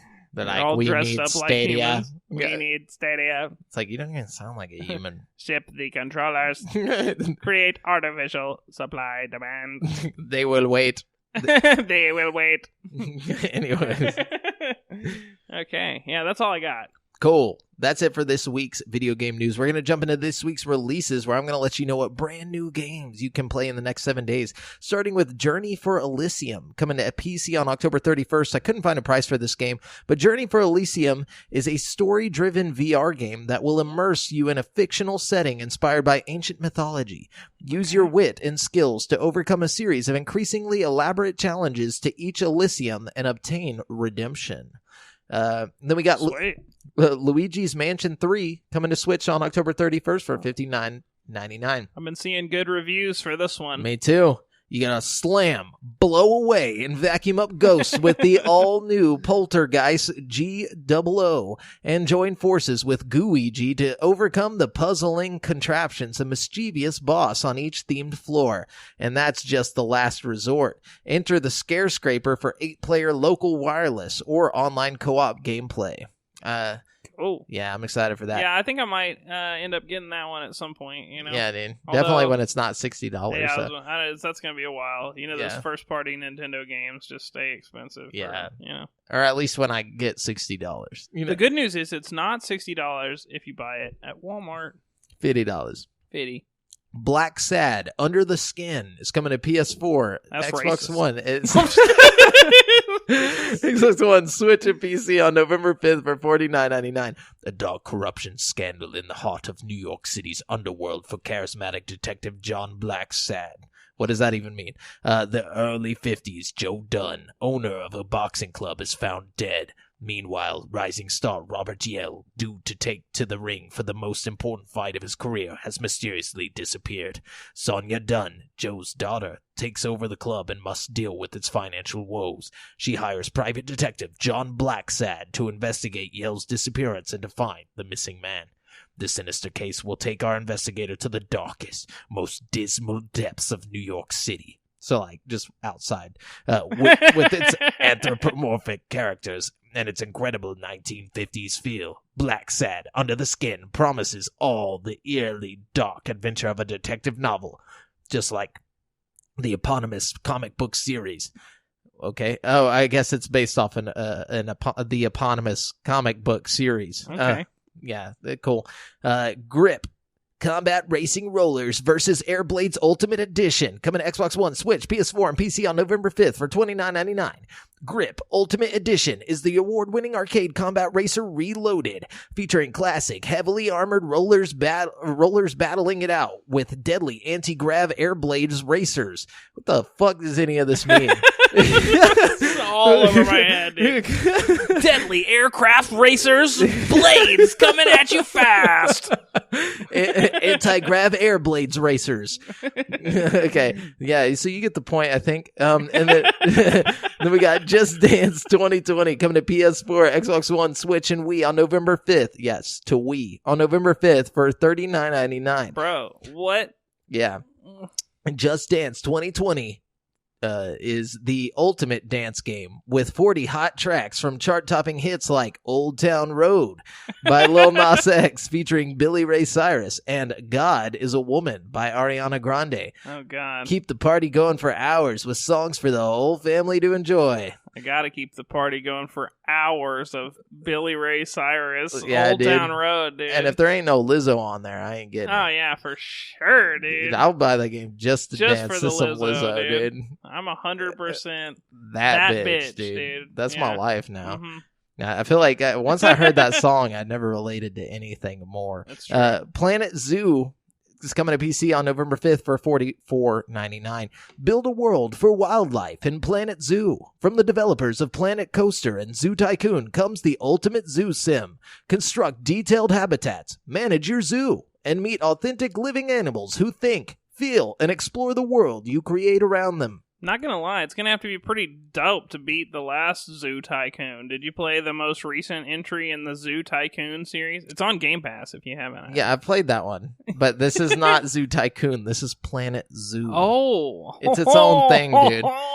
Yeah. Excuse me. Get real, bro. They're gonna have to really compete though, because I mean, can you get in a fucking golf cart and ride around your own In zoo? circles and do nothing. I don't fucking think so, dude. That's true. That was a cool game, and it's co-op, right? No, I don't no, know it about wasn't. that. Maybe. Okay. I wouldn't be surprised. But Red Dead Redemption 2 is coming to PC on November 5th. Oh, cool. Get And then- ready for that. If you got a dope PC, that's going to be the most beautiful shit you've ever Oh fucking yeah, dude. seen. Dude. It'll look so real. Oh, my God. So real. Shadow of the Tomb Raider Definitive Edition is coming to PS4, Xbox One, and PC on November 5th for $39.99. Featuring the base game and all 7 post-launch... But It's kind of random. This game's been out a long ass time. I feel like yeah, I don't know why this is happening. not but... hating or anything. I mean, I feel like it should have already been out on PC. It's just weird. No, it's not that. It's coming to everything. It's coming to PS4, Xbox One, and PC. This is the definitive edition. Yeah, it's coming. It's going to be $39.99. It features the base game and all 7 post-launch DLC. They did 7 post-launch DLCs. Apparently so. The bundle gives players the chance to experience the final chapter of Lara Croft's origin story with every challenge tomb, downloadable weapon, outfit, and skill. But see, my problem is I've got like the Steelbook like deluxe edition of that game with all the DLC like included. Like, what's the difference if you just buy that versus This is the like Shadow of the Tomb Raider. This is a different Tomb Raider. No, I'm talking about the Shadow of the Tomb Oh, Raider. damn. So you already have it? I have it. It's one of those games I played a little bit of and I just kind of put it down. I still have it. Maybe it didn't come with all of the DLC like you think it did. Maybe there's some that was like Download post-season or some shit. Maybe. Yeah, maybe you only had the first of the 7. Yeah, okay. Maybe. Yeah, so this has it all. Cool. Anyways, that's all the games coming. So wow, slow week. Yeah, unless you're trying to get Guiji'd, you know. It's a good week for that to come out. Yeah, for sure. It's spooky. Yeah, let's jump on over to currently playing. Unless you had like free games already. No, I don't have any of those. Yeah, they didn't post for Xbox either. Yeah. But currently playing Destiny 2 for me. I went in and did like one of those Vanguard strikes, like the hardcore one. Oh, yeah. It took quite a bit of time. It took like a good hour, and because I was just playing online with random people, and they kept dropping in and out, like in the middle of this fucking insane fight. Like, I'm like, dude, guys, come on. But whenever I finally did defeat the giant creature thing, and then like put the orb in the orb ball hole, and like it just felt good. Everything was good. Yeah, my friend was telling me, he's like a big Destiny 2 guy, and he was like trying to convince me to get on with him, and I probably will eventually. He was like, dude, he's like, if you're low level like that, he's like, the best thing you can do is just do raids and strikes. He's like, just do only that, like over and over again, and you'll get like all the best gear and shit, It was fun. It was definitely fun, for sure. Anyways, and I'm sure we both played my second one, so I'll let you go through all that, and then we can talk about it. Sure, yeah. Okay. So, my week of gaming has not been as fulfilling as I wanted it to be, but that's okay. I started playing a game that we'll talk about in a second, and I was pried away from it to go on this trip, which is okay, on the trip, actually, which was kind of cool, I got off work, and it was like late at night, and I was tired, and my girlfriend was like, you want me to drive? And I was like, dude, do I ever? So I got to play my Switch for like a good 3 hours. This is the first time I've ever got to utilize my Switch in a road trip scenario, and I gotta say, made the road trip fly the fuck by. Usually I'm driving, like 99.999% of the time I'm the one driving. It's a high percentage. It is. And so this is the only time this is like the only time I didn't drive ever, and it was amazing. It was like the road trip just like flew by. Like the drive back felt like fucking like torture compared to the drive there. You know what I mean? But so the whole way there, I started out playing a little bit of Ni no Kuni, and then I'm just like, I'm going to have to come back to this one. I don't have so many big games on my plate, Yeah. So I'm kind of shelving that one for now. I moved on to Doom 3, which I bought weirdly for some reason the other day on the Switch. And it's like, I think it was originally on like Xbox or something like that. It was. And it's actually pretty good, dude. It plays really awesome on the Switch. You get this, I don't know, it's just fun, It's darker than the other Doom games. They tried to make it a little scarier. It was spooky, and it's like the monsters jump out at you and shit. And like, I'm not gonna lie, it's caused me to have a couple little jump scares, despite being so old, The gunplay feels good despite, it's all old. It all feels old, everything about it. But it's still a lot of fun. Nice. And it was really good for when it came out. Like, you can tell they put a lot of love into it. So I had a lot of fun with that on my way down there. I played a little bit of the Call of Duty Mobile, but then I got down there, and, I was, like, hanging out, and my girlfriend's cousin's husband is, like, really into virtual reality, And last time I went down there, he had the, Oculus Rift, just the basic, normal Oculus Rift, like, hooked up, and we played a little Beat Saber, and it was fun. This time I went down there, and I was like, yo, where's your VR setup? And he's like, oh, got it over there. And he, like, points, and he's got this, like, Frankensteined-out version of the Oculus Quest. Like, he took, like, one of the Vive Deluxe audio straps and, like rigged it to go onto his Oculus. So he's got, like, the new Oculus Quest, Yeah, the one that has, like, access to the full, like, library. Well, not the full it's got its own. It will eventually have access to the full library. Oh, okay. But it does have 6 degrees of freedom. It does have room scale. It doesn't need a computer. It's wireless. You know what I mean? Was it pretty good? It was pretty fucking good, dude. You know how I said I played that Exorcist game on PlayStation VR or whatever? Yeah. Well, he had the same game on Oculus. So I was like, oh, this will be my perfect test. Yeah. So I played the first part of that, and graphics were like way worse than PlayStation. Oh, wow. Obviously. But that's just because it doesn't have anything it's hooked up to. It's basically like a glorified like cell phone thing. You know what I mean? But, like, it was impressive because, like, you could, first of all, like, the way they did the room scale was amazing. Like, you put it on, and it puts this, like, black and white version of the room you're in, and then it's, like, touch the floor so it knows how far the floor is. So you bend over, you touch the floor, and it sets that up, like, your feet distance from your head. Yeah. And then it's like, okay, now draw on the floor where you want your play area. So you just point at the floor, and you draw as big of a circle as you want at your feet. And then from that point on, it puts up this virtual wall in the room you're in. Lets you know. And it lets you know exactly where you are in the game. So, like, if you wanted to and you had a big enough space and you're playing, like, the Creed boxing game or something, you could draw a whole boxing ring-sized area in your, like, living room or whatever and just, like, hop around, go behind the guy. You know what I mean? Nice. It's fucking really, really cool. I mean, for $300, this thing is fucking amazing. And the only complaint I have is, like... like, they scaled back the textures a little bit but I mean, the room scale factor makes up for that and then some. You know, the ability to, like, turn around 360 degrees, to, like, physically use your legs to, like, walk, 5 or 6 feet over here. You know, it's all the difference. You know what I mean? Yeah, for sure. So, I gotta get one, dude. I'm sold. I want one bad. They're only, like, $300, and I think if I go on eBay or something, I could probably get one for even cheaper. Oh, yeah, for sure. I'm sure someone's selling it. But now they're saying that the Oculus Quest has a little cable you're going to be able to buy pretty soon, and you're going to be able to hook it up to the computer, and it'll function exactly like the normal.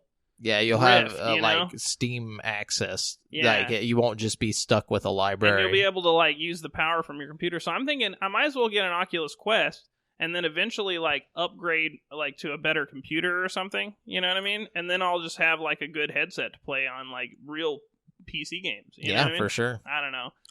I like it. I gotta say, though, if you're a VR person out there, it's a lot of fun, man. Really, really cool. Yeah, take the Quest. And then I finally got home, and I got back into the game that I think we've both been playing. The Outer Worlds. The Outer Worlds. Yeah, Obsidian's new Fallout, like, I don't know. But to me, it's more...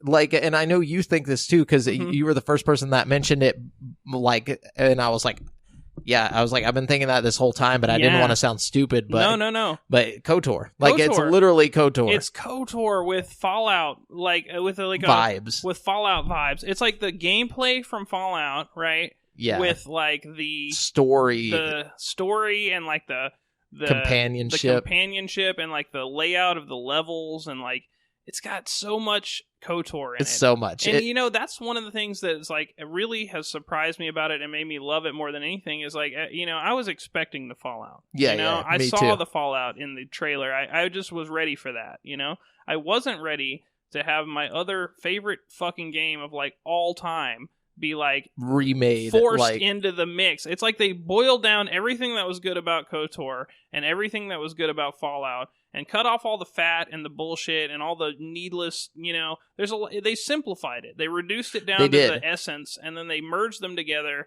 and you're left with a beautiful Outer game. Worlds. Yeah, it's like, and it's not as expansive. So Fallout, you walk outside, and it's one giant open world. Sure. This game, you have, like, different planets, which are miniature open worlds. And you see a lot of this. This is kind of like the Dragon Age kind of like style, or Mass Effect, or KOTOR. Yeah. You go to different planets in the planetary system, depending on where you need to go. Like KOTOR. In a ship filled with your companions. That you can fully traverse, like KOTOR. Yeah.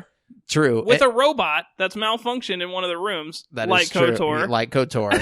now, the main difference is that it's not as linear as KOTOR. Like, whenever you get to the next planet, all the planets have a big open world, that you can go and run around in. And they're not, like, humongous. It's not like... But they're pretty big. I mean, they're healthy size. Like, they're bigger than you expect them to be when you look at the mini-map. You know what I mean? Yeah. And I feel like they're not so big that you go exploring that often. Like, because anytime you go exploring, you just walk into something you would have already walked into from, like, or, like, you're going to eventually walk into it anyways whenever you take a quest. Yeah. Like, if you're going to do all the side quests, don't go exploring. Like, you'll run into that shit. You're gonna ruin it for yourself if you just go out into the world. Like, I already did. Like, there's, like, a guy who wanted, like, these texts or whatever. Like, he was trying to be the engineer for, like, the bio or, like, the botanical labs or whatever. And, like, I went up to him and I already had 2 of the texts, and I was like, oh, I just found these, like, lying around. And he was like, oh, you already have 2 of them. He's like, oh, well, I just need this one. And, like, I was like, okay, well, that was weird. I just picked them up randomly, Dude, it's one of those games that gives you so many quests. You're like, oh, fuck. I don't know what to... I love it, dude. I'm doing all the side missions I can do first. Me too. I like, as I get quests, I like prioritize like what's more important or like where I'm going. And like I try to do like 3 of my objectives from like different quests like while I'm out, and then I come back and like turn them all in at the same time. Oh, yeah, dude. I love games like that where you're like almost overwhelmed by the amount of shit to do. Like, and like sometimes you can't help it. Like you'll be like walking to do another quest, and somebody will like bust out of the door and like, my kid, he's hurt. Somebody come help me. Yeah, I know. It's like you're ridiculous. Like, oh fuck, I gotta go help this guy. Like, and this game gives you complete freedom over like choice, not just in dialogue, but you can literally. This is where the Fallout thing comes in. You can kill anyone. Yeah. Anybody. This is less Fallout because in Fallout, there's like certain characters you can't kill right away, right? Like, I feel like there's like certain characters that you have to survive. Yeah, some of the quest-giving characters, Yeah, and in this game, there's no characters that can't be just straight up murdered the moment you walk up to them. Even the people on your crew, you can just be like, fuck off, and they'll just like... They're like, oh, are you sure you want me to leave? Like you can literally, the boss of like this stuff was shown in the preview, so I don't feel like it's spoilery. No. But there's like the cannery, like where like on the first planet where like all these people work for this corporation. The whole thing's about like corporate greed and like all these corporations. The lore is right, excellent. everything. That's another thing about the game that's so great. Well, I thought it was going to be a big like comedy, but like it never really gets too funny. It's more just kind of like outlandish. It has its moments. But... Yeah.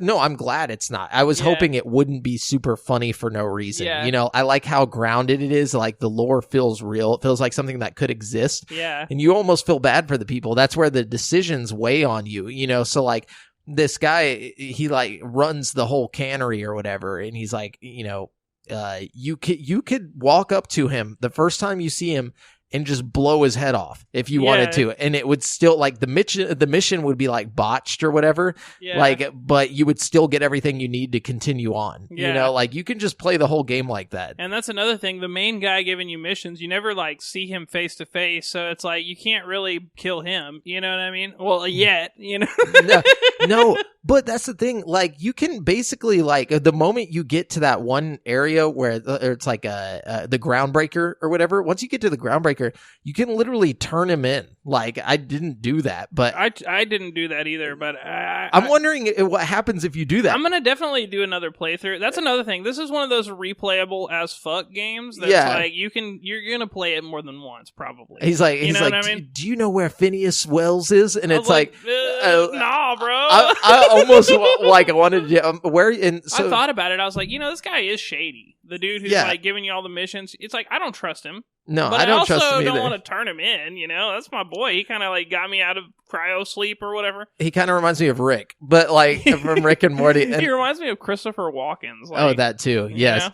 But it's like, you don't really trust anybody in this game. I kind of made like a a lot of the choices are like hit some really morally gray areas, I feel like. It's like you never really know what's right or wrong. Like sometimes you're like, oh, this would be the right thing to do. Well, a lot of times you feel like you're doing the right thing because it's like you got this whole like area that you're in and you've seen everybody's struggle and stuff. But it's like you're not thinking like, okay, if I do this, I'm putting this whole city out of fucking, or, if I do this, I'm going to kill all these people. It's like you're thinking, I don't know. It's just like, there's like pros and cons to everything you do. Everything. And like your companions will be like, well, before you do it. Yeah. Maybe and that's another thing. You carry 2 companions with you at all times, like Dragon Age, Mass Effect kind of, KOTOR. And like they have great dialogue between each other. Like, it doesn't matter which companions you have. They have like made dialogue for all of them. And, like, the way they talk back and forth as you go to new places is awesome. Yeah, like, if you walk into a new area, they'll talk about what's happening in the area. It's not, like, just random banter where they're just like, oh, hey, nice guy. No, they'll be like, oh, wow, what's going on here? I've also noticed that sometimes the companions will, like, flirt with other characters. Yeah. And I don't know if that's just, like, it going nowhere or anything, but I think it's cool that they have their own, like, personality like that. Like, in other games, you're the lone romancer. You're the one who, like, gets all the girls or whatever, Yeah, of course. And I like that, like, your companions and stuff are, like, they start falling in love. That's exactly what I thought was going to happen with the first chick. Like, I was like, oh, shit, I'm about to, get into a video game relationship here, and then like whatever happens with her or whatever, I was like, oh, cool. I want to plant this seed and let it grow. And you know, kind of get to play like matchmaker instead of like trying to get the girl. You know, I just think that's kind of a fun dynamic they threw in there. Like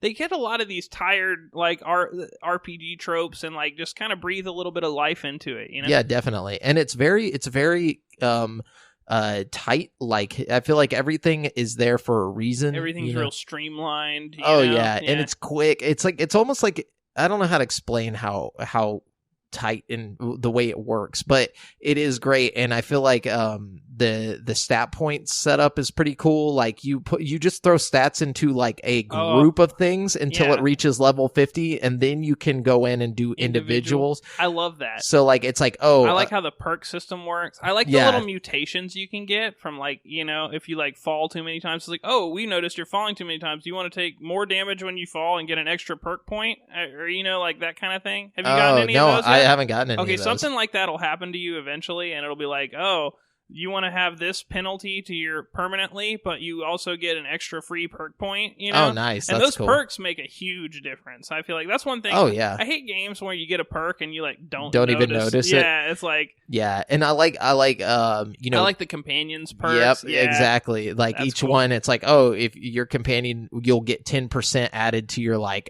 you know, talking or whatever. Do you have the skill where you can make your companions do their like special weapon thing? Leadership skill or whatever. Yep, that's super useful. I feel like it's almost OP as fuck. Yeah, the game's not hard, especially on normal. But like, if you're one of those people that likes like a really hardcore game like that, you might want to play the Supernova difficulty. Yeah, which Supernova, if your companion dies one time, they're gone. It's like permadeath. Damn, that's sad. Yeah, one of my characters died earlier in the game, and I was so scared that they weren't going to get back up. I was like doing the whole fight. I kept like looking back over at them. They're just like, yeah. I would say play like hard mode if you want like some difficulty, but if you're just in it for the fun like story and like the world and stuff, then just go through it on normal. That's me. I'm one of those people that doesn't mind if a game's a little bit easy. Yeah, you know, I like to just blast through games and you know. Yeah, it's and you still like feel enough you know, like pushback from the enemies that it's still a game. It's not like it's super easy. I like what they did to replace VATS mode too, the slow mo. Yeah, thing. you just go to slow mo. It's such a rip off, but I love it. Like I like it. I like it better than VATS, honestly. Me too. It's interesting. It's yeah. You can like it goes in slow mo. You can like look at the enemy and it'll tell you it's shield, and like if you shoot him in the stomach, this will happen, or if you shoot him in the face, like it'll blind him, or like all that. It makes stuff. The fight so epic when you're like slow mo and you shoot one and it like flips over the table and you see all the other ones coming at you. Oh yeah, dude, it's pretty cool. And but yeah, I recommend the game like hardcore. It's probably one of the best games I've played in a long time. I feel like it's a true culmination of everything that defines what a Western RPG is. You know what I mean? Definitely. Yeah, I just, it takes me back to KOTOR. That's the main thing. Me it's like too. And you know, this is not where I thought I'd find my next like BioWare style KOTOR experience, you know? But here it is, you know? And I fucking love it. And you know, I gotta say, without question, this is the best day one Game Pass exclusive. Oh, absolutely. Unquestionable. Though, you know what I mean? Though, I mean, this is worth Game Pass by itself. It is. And it's still discounting, you know, Gears 5, which is also really awesome. Yeah. I mean, it's not this game because it's a whole different genre different of game. Style, yeah, but I mean, just the fact that Game Pass like had Gears 5 day one, you got this game day one. Like, I can't wait for Blair Witch Day one. Blair Witch, which was also another fun experience that like I feel like if I would have paid for, I wouldn't have enjoyed, but because it was on Game Pass, I was like, hell yeah, that felt like a real win. Yeah, same here. I feel like I'm really winning not having bought this game outright, and you know what? If I had paid $60 for it, I would still love it. Yeah, I would be so thrilled with my purchase. But the fact that I just got it from Game Pass makes it that much better. You know what I mean? Yeah. Also, I saw that on the PC version, like the creators of the game said, like, yeah, we couldn't make it co-op or whatever, but we made it in Unreal. So if any modders want to add like co-op to the game, like shouldn't be that hard. It shouldn't be that hard. So like you could basically, it's open to the possibility in the future of having like PC. That's probably co-op. Another reason they did the VATS mode how they did it. You know what I mean? Like, yeah, it just slows it down. I feel like it would be a lot more, Maybe that'll maybe. Well, yeah, I don't know if you could slow work. the whole game down for everybody, but you could do it like they did in Red Dead Redemption or something with the online. Where there's still like you can still tag stuff, but it's not slow mo or something. I don't know. They'll figure it out. Yeah, they'll do something. Those internet people will figure it out. Anyways, but yeah, that's what we've been playing, guys. If you want to let us know what you've been playing, we'd love to know. Head on over to the Facebook group at facebook.com/group/GameSpeak podcast and just comment what you're currently playing. The topic of the show today is biggest gaming disappointments. The episode art for this one, I'm sure, is going to be loved by most. It's just like a big picture of... It's like a sad face, just like... No, it's just like Star Wars Battlefront 2, like, background. Like, and some other stuff, but it is pretty funny. Anyways, so... obviously, we're not numbering anything on these types of topics. We're just going to go into it.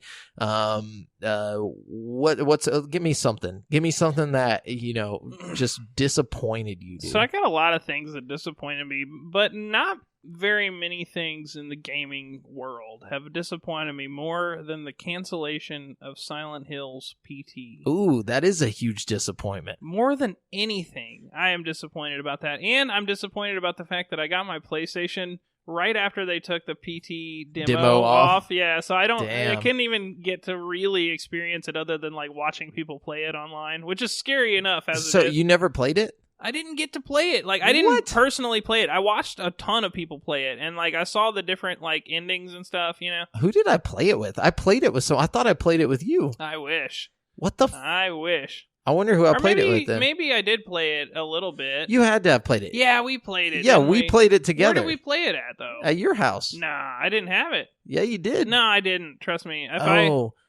Where did we If I had it, it would still be on my PlayStation. All I know is that game was cool. Yeah, man. It's no longer scary in stuff, existence. Dude, right there. So this one's probably going to be one that, hits home with people. Playing video games online for the first time in your life.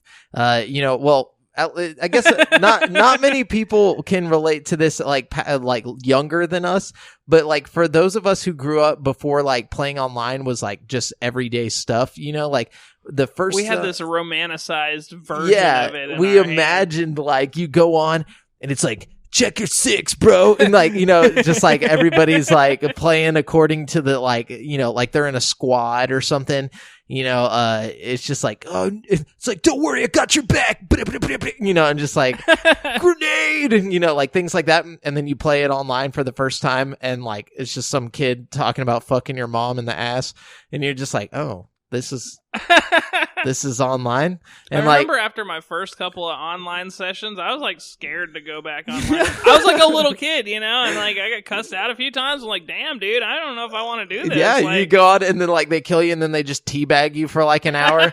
Like Call of Duty 2 had like the most hardcore motherfuckers on there just talking shit, dude. Like that was the crazy thing. It's just like they'd be like, "What are you, a girl? Your voice sounds like a girl," because you're like a little kid. This was, or at least we were, whenever we first were playing online. And you're just like, I'm not a little girl. I'm a boy. I'm a real boy. And so that was probably the biggest disappointment, was that it wasn't as cool as like commercials and stuff made it out to be, and like what I imagined it would be like. I fell for the E3 bullshit where like they would play and they'd be like, like where they show off a game that's online and they're all playing according to like this like military squad like gameplay, But anyways, yeah, so that was a pretty big disappointment. Yeah. Though I still enjoy, I'm not saying I don't enjoy online play. I'm just saying it's not what I thought it was when I was a little kid. Cracked up to be. Yeah, definitely not. Not all that glitters is gold, you know what I'm saying? Yeah. Anyways. I feel that. So what's something else that disappointed you? So I got, this one's kind of a 2-for-1 here. Ooh, a twofer. Yeah. But the main thing out of all of this that disappoints me, well, I'm disappointed that Telltale Studios is closing. Telltale Games. That is a disappointment. I'm very disappointed. But more than anything, I'm disappointed that we're never going to get a chapter 2 to The Wolf Among Us.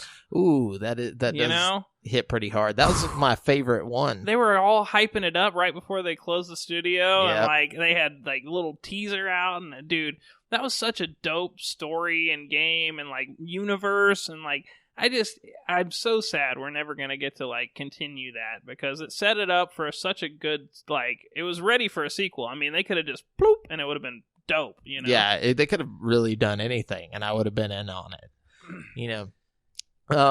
Another thing that is a huge video game disappointment to me is RPGs that end and don't allow you to return to the world after you beat the final boss. Oh God, yeah, I hate that. Like, and I just remember, like, as a kid, just dreaming about a game that could allow you to, you know, just like you beat the game and you just go back in and the world is dealing with the repercussions of like everything, which I mean you later see in Oblivion and like Far Cry and Fallout, you know, once you get the DLC and stuff, which, you know, like back in the day you couldn't except do for things Far like Cry that. 2, which had a pretty disappointing ending. You fucking die no matter what. Yeah, that's but see, like that's the there's a lot of games like that now. Like, even though we have the capability of going back into, you know, a game after you finish, there's still games where you beat it and all you can do is just go back to your last save, like right before the boss. I hate that. Yeah, it's like, what the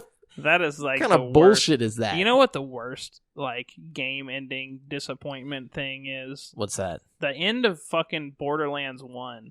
Where you, like, get to the vault, and they make this whole big thing about, oh, we're gonna get to the vault, we're gonna get the epic loot and shit, and you get to the vault, and just nothing fucking happens. You kill this big monster, and it's just over. Oh, you know? Man, I never beat the first one. You don't get any kind of loot. You don't get any shit. They're just like, the end. Good job, Vault Hunter. That sounds exactly like Borderlands. That is pretty whack. That's really whack. Yeah. Oh man, I had another one that was based on just to kind of, I guess, go into a huge disappointment. This one's gonna piss a lot of people off, but Oblivion was a huge disappointment for me. Just in general? Just in general. I've never been able to beat that game. I have it's such a good game, dude. No, I have started that game like... And when it came out, it was like next level. Okay, dude. so that's where the disappointment comes in. Okay, like I remember being so hyped for it because it was like, this game is going to be so open. You can do all this stuff. And it was. Hold on. The disappointment lies in myself, okay? Because I thought I was gonna love it. I started playing it and I'm like, dude, I can't get into this. Like this high fantasy nonsense. Like I just couldn't do it. Like no matter how many times I tried, I couldn't take anything seriously. I couldn't read any of the shit because I was just so bored, like to tears, like reading about the little, you know, you'd find like the books with all the lore in it and stuff. And I'm like, all of this is just dumb as fuck. Like, I'm sorry. The blasphemy. Dude. I know so many people are you're like, what the fuck is wrong with you? But I'm a Fallout guy. You know, like, I don't know why. I just can't. That's what blows my mind even more. That you, like, enjoy the Fallout games, but you just, like, despise Elder Scrolls. It's not that I despise it. It's just not for me. Like, I mean, I get it. Then there was no Fallout 3 when Oblivion came out. So I just had to be like, I had to be quiet because I couldn't say anything. You know, I just had to be like, it's just so good, dude. It's just so good. I have started a game in Oblivion probably 7 different times and never gotten past 2 hours. Like, I'm just like, I can't. That's one of those games that's like just as good today too as it was back in like you could play that shit right now and it's like, I mean, obviously you couldn't. I can't. You're not into it. It just doesn't work. But dude, it's like, I would venture to say it's better than Skyrim. You know? Yeah, I mean, I didn't like Skyrim a lot of people either. agree with me too. Like, that's real. I mean, you know, if you didn't like Oblivion, you're not gonna like Skyrim. Yeah, you know, they're so similar. You know, despite everybody's gripes about the differences in the two, you know, if you don't like one, you're not gonna like the other. Yeah, and I mean, and that's not to say that it's a disappointing game. I'm just talking about a disappointment that I had in gaming. Personal disappointment. Yeah. Okay, what you got? Okay, here's one that I know people won't relate to, but it disappointed me. Okay. Do you remember the Nokia N-Gage? Oh, yeah, dude. Why would people not agree with you on this? Well, I don't know, because most people probably don't know what the fuck the Nokia N-Gage even is. Dude, the Nokia N-Gage was like the first mobile gaming device that was like a cell phone. It was a cell phone that was like specially made to like play games, and like Bethesda even made like an Elder Scrolls game specifically to go on it and shit. Like it was like a big deal. They had like a Sam Fisher like Splinter Cell game on it and shit. It was like so cool Ubisoft to me. was putting shit on there. Oh, dude, it was like the shit, and it just flopped so hard. Well, nobody bought the shit. Yeah, because it was a time when that wasn't the thing. You know what I'm saying? Yeah. Like, it was too bulky. It was cool to me, though, dude. I always wanted one. I saw him, and I was like, dude, that is me too. phone right there, man. I was too young to have a cell phone at that point, though. Yeah. You know? Well, I had I actually had a Nokia phone, but it wasn't, it wasn't no How N-Gage. old were we? Yeah, because I remember playing with the demo at like GameStop and stuff. Oh yeah, dude. Or maybe it wasn't GameStop. Maybe it was... I remember the Elder Scrolls game they made for it. It was EB actually Games. really cool. It was almost like Daggerfall. Like the graphics weren't as good as like your typical Elder Scrolls game. I'm sure it looks really bad if you go look now. Oh, for sure. I want to YouTube some N-Gage gameplay, dude. See what that's like. Probably hilarious. Because didn't they have like a Doom for it or something? Like, yeah, I think so. Or not Doom. It was like Duke Nukem. I wouldn't be surprised if they had Doom on it too. Yeah, that seemed like a really portable thing you could put on there. Yeah, I'm sure Doom was on there, but I think it was Duke Nukem I was thinking of. Anyways, one more thing from me of disappointments would be basically all the knockoff Grand Theft Autos that used to come out. Like there were some good ones. Like every now and then, gems in there. But for the most part, streets of LA, Yeah, so like whenever I was a kid, I wasn't technically allowed to play Grand Theft Auto. I didn't get Grand Theft Auto until I was probably like 12. Like I would have just played at Brent's. Like I wasn't allowed to play it or to own it because of the sexual themes that would happen in the game. So like I would always just try and get these knockoff versions to like get my fix, Yeah. So like Mercenaries, like I'm like, oh, God, this is not Grand Theft Auto. And then like the Simpsons Hit and Run, that game's dope. Actually, that game is dope. That was probably the best. Like that was the best knockoff for sure. Yeah, though you couldn't. The only just problem is you didn't people. have the guns. Yeah, and it's not like it doesn't fit in the Simpsons world or whatever, but it did scratch a lot of the itches that Grand Theft Auto. Yeah, the driving, the stealing cars, you could just beat people up down the street, but nobody dies. That was the problem. Driver 3 was the closest I got, and that game was trash. Like that game was utter trash. I remember you playing Driver 3 all the time at your house. Like, it's better, much better. Block Blister. That's definitely a game you would get at Block Blister. If you went in and asked for Grand Theft Auto, and they're like, no, we have Driver 3. It's better. But yeah, so Grand Theft Auto knockoffs, like, those are always a huge disappointment. Even Mafia, like the old school Mafia was trash. Yeah, it's fun for like 2 hours. I actually like the idea of the Mafia games because I like that old school Mafia theme. They never pull it off. Well, I just hate how realistically slow they made the cars drive. You got to go like 30 miles an hour everywhere you're fucking going. It's like, oh my God, I don't even care anymore. It's just like No, I agree. Yeah. Did you have any more disappointments you want to share? Oh, I've got so many disappointments. Just start disappointing me, please. All right. So, first of all, I'm just going to say it. The Xbox Connect. Just that was just a disappointment. So much natural wasted disaster potential there. They should have done some kind of VR thing with that, or maybe they will. Something, I don't know. It's just a waste. Yeah. Okay, I've got a whole list here of games that should have been good, but were just disappointing. Okay. You know what I mean? Throw them out. Tony Hawk's Pro Skater 5. Oh God, that's so sad. Yeah, so sad. It was a waste of an amazing license. You know what I learned is like the people who originally made the Tony Hawk games are the ones making the fucking Black Ops Call of Duty games now. Yeah, you didn't know that? I mean, Infinity or whatever. Or Neversoft. Neversoft. Yeah. Anyways, It makes me sad. Yeah, it's Activision and Neversoft, and that's why every Tony Hawk sucked after like 4. Well, first off, I think because 4 was by that time everybody was kind of like, all right, we've had enough Tony Hawk for a while. Can we just like space it out for a minute? Like, give us some time. And then whenever they came back with Underground, it kind of rebooted everything, and it was like, oh, sweet, yeah, everybody's back into this shit because it added some Grand Theft Auto like features, like you could just take cars or not take them, but you could drive. Came out after 3, right? No, it came out after 4. Are you sure? Yes. Oh, okay. Positive. Cool. Underground, then Underground 2. Underground was tight. Underground was really good. Yeah. Underground 2 was good. It got bad at like American Wasteland. Yeah, American Wasteland was trash. No, Tony Hawk Ride. Do you remember that? Tony Hawk Ride was the dumbest shit that could possibly have happened. Yeah, that was whenever they made the peripheral skateboard. Oh, and that was actually Tony Hawk's idea. Tony Hawk like went in there and he was like, guys, we need a peripheral. And they were like, okay, Tony. And then like maybe in VR or something. That would be cool. But back then there was no VR. I know. You know? Like back then it was just dumb. Like somebody should have just been like, Tony Hawk, no. It's not gonna happen. And then Downhill Jam on the Wii, which was also trash. Yeah. Like, oh man. Anyways, continue with your sad. Yeah, sad list. games. Evolve. That's one there. Yeah. Just should have been good, but it was just super sad and disappointing. Yep.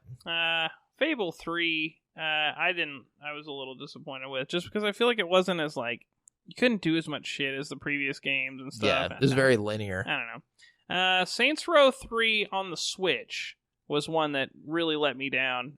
Mainly because it looks so bad when you put it in dock mode. Like, the screen tearing, and it's just terrible. And it's an old game. It's like, guys, you could have ported it a little better. Yeah, for sure. We Happy Few. Game a lot of people waited like 6 years for. Came out, trash. Crackdown 3. Trash. Yeah. Star Wars Battlefront. I'm sorry, but I was disappointed personally for that game. See, that I can't agree with that because I had so much fun with it. And I think I only had fun with it because I was so good at it, Yeah, it's one of those games where I just get online and I just fuck people up, dude. Like, I don't know why I'm so good at that game, but I just am. And, like, I therefore enjoy it. But yeah. I think it's more of just the fact that I win a lot when I'm playing it. So it that's makes why you enjoy it. I think I miss the third-person action of the original games a little too much. Third person? Yeah, but it feels just like the old ones.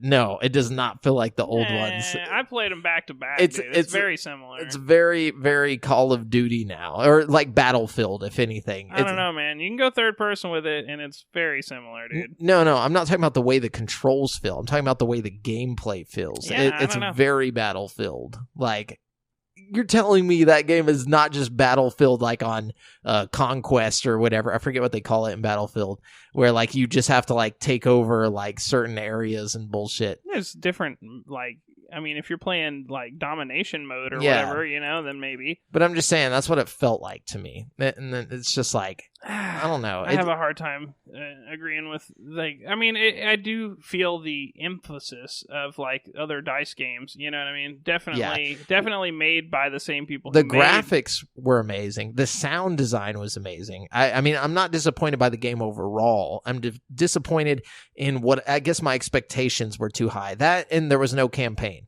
in the first game, which at that time with the EU completely destroyed, we were hoping for some type of campaign or some story, which I guess they brought in Star Wars Battlefront 2, but that game was also a disappointment in its own way. Just 2 was more disappointing to me than 1, just because and I actually really liked the campaign in 2. I think it was cool, but like the multiplayer didn't feel different enough from 1. Like, it just felt like extra content for the first one. Could have just been DLC. It really could have. Could have just done a campaign DLC. That's actually probably what they should have done for the first. Either way, Yeah. I feel you. Let's see. I was disappointed with PlayStation skipping out on the most recent E3. Oh, that is disappointing for you PlayStation fools. Yeah, disappointed me. I'm disappointed in Xbox's lack of first-party exclusive this console cycle. Yeah. Despite Gears 5, I know we're all happy about that. This is turning into an anti-Thanksgiving. Like, it's like the all the things we're not thankful for. We get these out of the way before Thanksgiving next month. Let's see. Okay, here's a couple of game studios that closed that really bum me out. Telltale, obviously. Yeah. But then Visceral Games, who made Dead Space. Yeah. It really bums me out. Yeah, they're gone. Long gone. Capcom Vancouver, who made the Dead Rising series. Are they also gone? They're gonski. So there's not going to be another Dead Rising? Probably not. Wow. Bums me out. But, Capcom still got the rights to it, so, I mean, they could put another team on it or something, but I feel like if another team does it, it won't be Dead Rising. It's not going to feel the same, yeah. All the Dead Rising games. And, 3 and 4 got a lot of shit, but I feel like they're just as good as their predecessors. You know what I mean? Yeah, it's just outdated is the problem. I mean, it depends on... I personally really enjoy the games, and I don't think that they're bad in any way. I just think that it's the same, style of game, and everybody's like, oh, I don't know. I personally love them. A lot of people said 4 was too easy, which I guess could be the case, but you're talking to the guy over here who doesn't give a shit about if it's too easy or not. Especially in a game like that. Yeah. So that's sad, and that's pretty much. Oh, and the ending of Mass Effect 3. One of the biggest disappointments. That's also on the episode art is Shepard. So, and I just assume people will know like which one I'm talking about. Yeah. They're just like, Mass Effect, a huge disappointment. No. Well, I have to say, it's just the ending of 3. Yeah, it's just specific because like the beginning of 3 is great. It's just the climax doesn't really like. It's like there's no payoff. Yeah. Anti-climax. But so that's all I got. That's my disappointments. Sweet. That's it for the topic of the show, guys. Let us know about all of your disappointments in the group or in the comments if you're watching this on YouTube. We want to know. We'll respond and let you know if your disappointments are worthy. No, I'm just kidding. Anyways, we're going to jump on over to the People's Champ. Brent's going to decide the People's Champ, so I'm going to give him a second to look. And while he's looking, I'm just going to sit here and tell you what he's doing. He's moving his thumb. Mm-hmm. He's moving it around. Okay. He's on Facebook. Oh, also here, look at these, because there's some questions here you can choose from as well. Okay. Yeah, we got lots of questions from you guys. Thanks, guys. Yes. We really appreciate it. The true MVPs. Yeah, it makes it more fun for us, and I'm sure more fun for you guys. Oh, I got a good one here. Okay, who's the champ? All right, it's going to be Jason Domican. Yeah, what's up, Jason? He says, list your top 3 controllers from most comfortable to least comfortable in any console. That's easy. GameCube. Oh, wait, from most comfortable to least comfortable? Yeah, from most comfortable to least comfortable. So GameCube for me is most comfortable.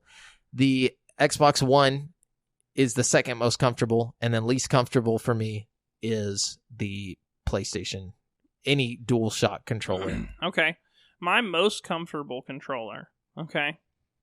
And I don't think he's saying like, is he saying like the third one has to be the least comfortable ever? I don't know. That's just the way I did it. I'm going to give my top 3. Okay, give your top 3. My top 3 most comfortable in order from like most to least. Yeah. From first to third. Mine went from most to the one that I like, and then the one that I dislike. Okay. Yeah, mine are going to be all 3 of them that I like, but they're going to be like, 1, 2, 3. Yeah.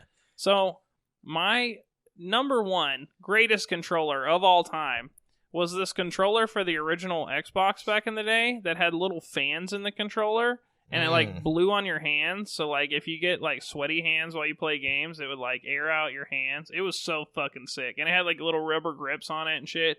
I forgot what it's called. It's like the airflow controller or some shit, but it was so fucking like the PF sick. Flyers of controllers. Bro, they were tight, dude. They were like so awesome. My second most comfortable controller, if we were doing like second favorite controller, it'd be like the Afterglow controllers that like light up and stuff, like our little for sign which over console? Here. They have them for Xbox and... No, but which one do you like? Oh, I like the Xbox one. Oh, okay. Yeah, but, I'm not going to use that one for my thing. I'm just saying if it was just like cool controllers, but we're talking about comfort. Yeah, we're talking about comfortability. So number 1's going to be my Airflow controller. The number 2, I really like the GameCube controller a lot. Yeah, it's a good one. It's comfortable. Yeah, it fits. It's good. Just actually, right. I take that back because after playing with the GameCube controller, trying to do some first-person shooters, it's kind of a bitch. That's a little different though. I'm imagining playing GameCube games with it, not like modern day shit with it. Yeah, but still, I'm gonna have to nix it from my. Makes sense. For my arsenal there. I think number 2 is going to be just the plain old DualShock 4 PlayStation controller, and number 3 is going to be the plain old like standard Xbox controller. Because like the standard DualShock 4 and the standard Xbox controller, not only do they like fit your hands well, but the stick sensitivity is like a lot more refined than if you were to go get some kind of like Mad Catz version of a fucking Xbox or a PlayStation controller. Something about the way the sticks work is like they're hefty. You gotta get that first party controller to really get that stick working like that. You know what I mean? Absolutely. Yeah, great question though. Yeah, thank you, Jason Domican 1991 on Instagram, and then just Jason Domican on Facebook. But hope work's been going good for you, buddy. So let's jump on over to the listener questions. Let's start with, we got Geek Vision Productions over here. What was the first game you remember playing together? This is tough because Me and you? Yeah, I don't remember the first game we ever played together. Like, we've been gaming since we fell out the womb almost. True. Like, it's really hard to say. The N64 was like one of the first things we were playing on together, though. Yeah, I'm trying to think. Like, we played a lot of like Mario 64 together back in the day, but I guess we're talking about like multiplayer games that we played. Maybe Super Smash Bros. 64. Like, I remember we played that a lot. Yeah, it was definitely before, because I remember we were already really into video games when we got the Xbox and the GameCube. It was way before that. So it had to have been something on N64.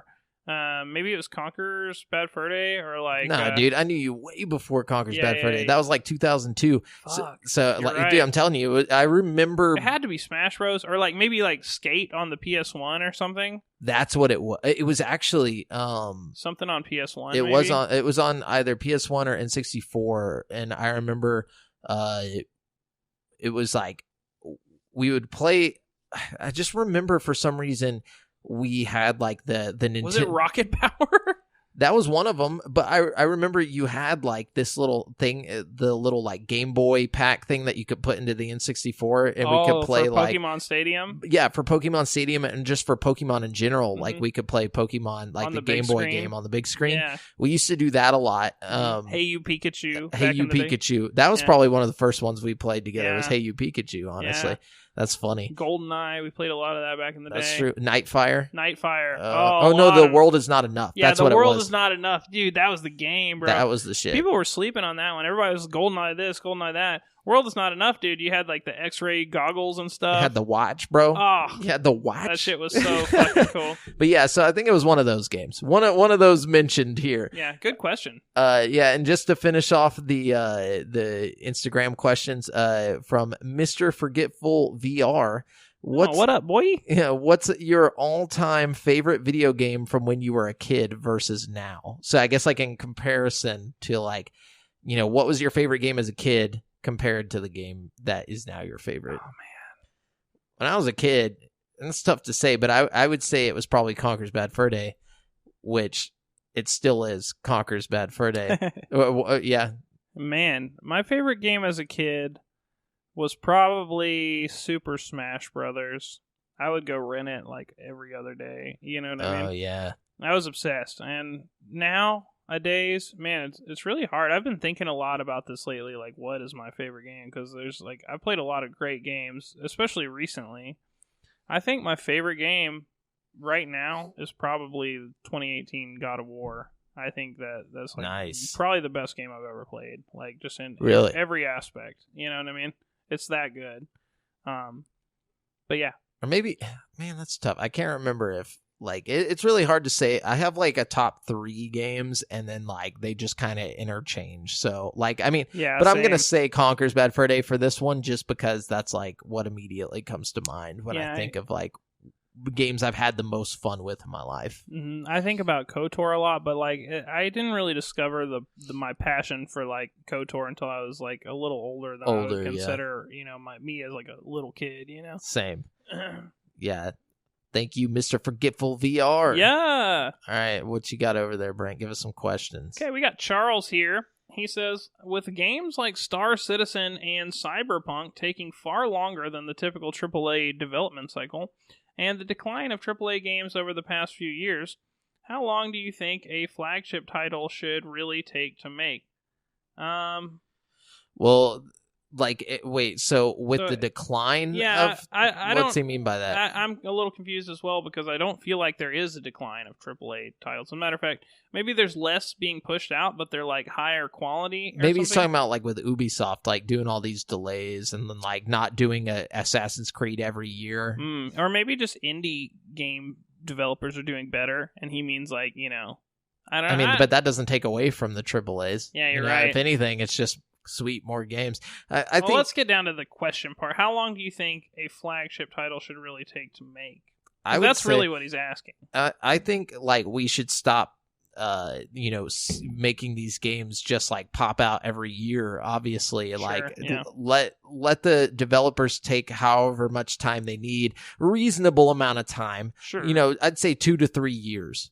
Like, that's it. That really nowadays, like, if you can pop out Odyssey in 2 years, you should be able to pop out anything in 2 to 3 years. Yeah, granted, they probably had an enormous team working on Assassin's Creed. But Odyssey. also, look at Death Stranding. That's coming out. That was only 2 years ago they announced that shit. Yeah, and they've been working tirelessly on that shit, though. Yeah. And they probably don't have the biggest team just because it's just Kojima Productions, right? Or whatever. Yeah, but I think they got help from the people that made that Horizon Zero Dawn game. They haven't announced that's the thing, but he keeps on like mentioning them like in his posts and stuff. So I think they helped in some way. I wouldn't be surprised. Those guys are great. That's another game that's just fantastic. But to answer your question, I personally don't think it should really matter how long it takes. Like, take as long as you want. I think it's more about when you announce a game versus when it comes out. Yeah, you know what I mean? Don't get everybody hyped up about something and then make it take 4 extra years to come out. Just don't announce it until it's like gone gold, or until it's like close to going gold. You know what I mean? Like, that's just my thing. It's not the games taking forever to come out. It's them announcing these games and then them taking forever to come out. Like Elder Scrolls 6, for example. They should have just not said shit about that. That was stupid of them. Now, like, I don't know. It's just... because everything from now until then is going to be held against them. Yeah. Everything, including Fallout 76. True that. Including more of a disappointment, including Star Citizen, which should be their next big thing, Which should not be Star Citizen. Yeah, not Star Citizen. Is it? No, what's the one that's... he was talking about Star Citizen. You're talking about... space... Whatever. The space game they're making. Yeah. You know what I'm talking about? Yeah. So the Bethesda game that's in space. The Bethesda space game that's supposed to come out. Nobody even gives a shit about that anymore. And it's like, you should have been hyping that, Like, you really should. Instead of fucking this... Elder Scrolls 6, which you all know is eventually going to come. You know what I mean? Definitely. It's like, it's why show a random picture like with a logo on it, and without a working title or anything. Very sad. Yeah. Very sad.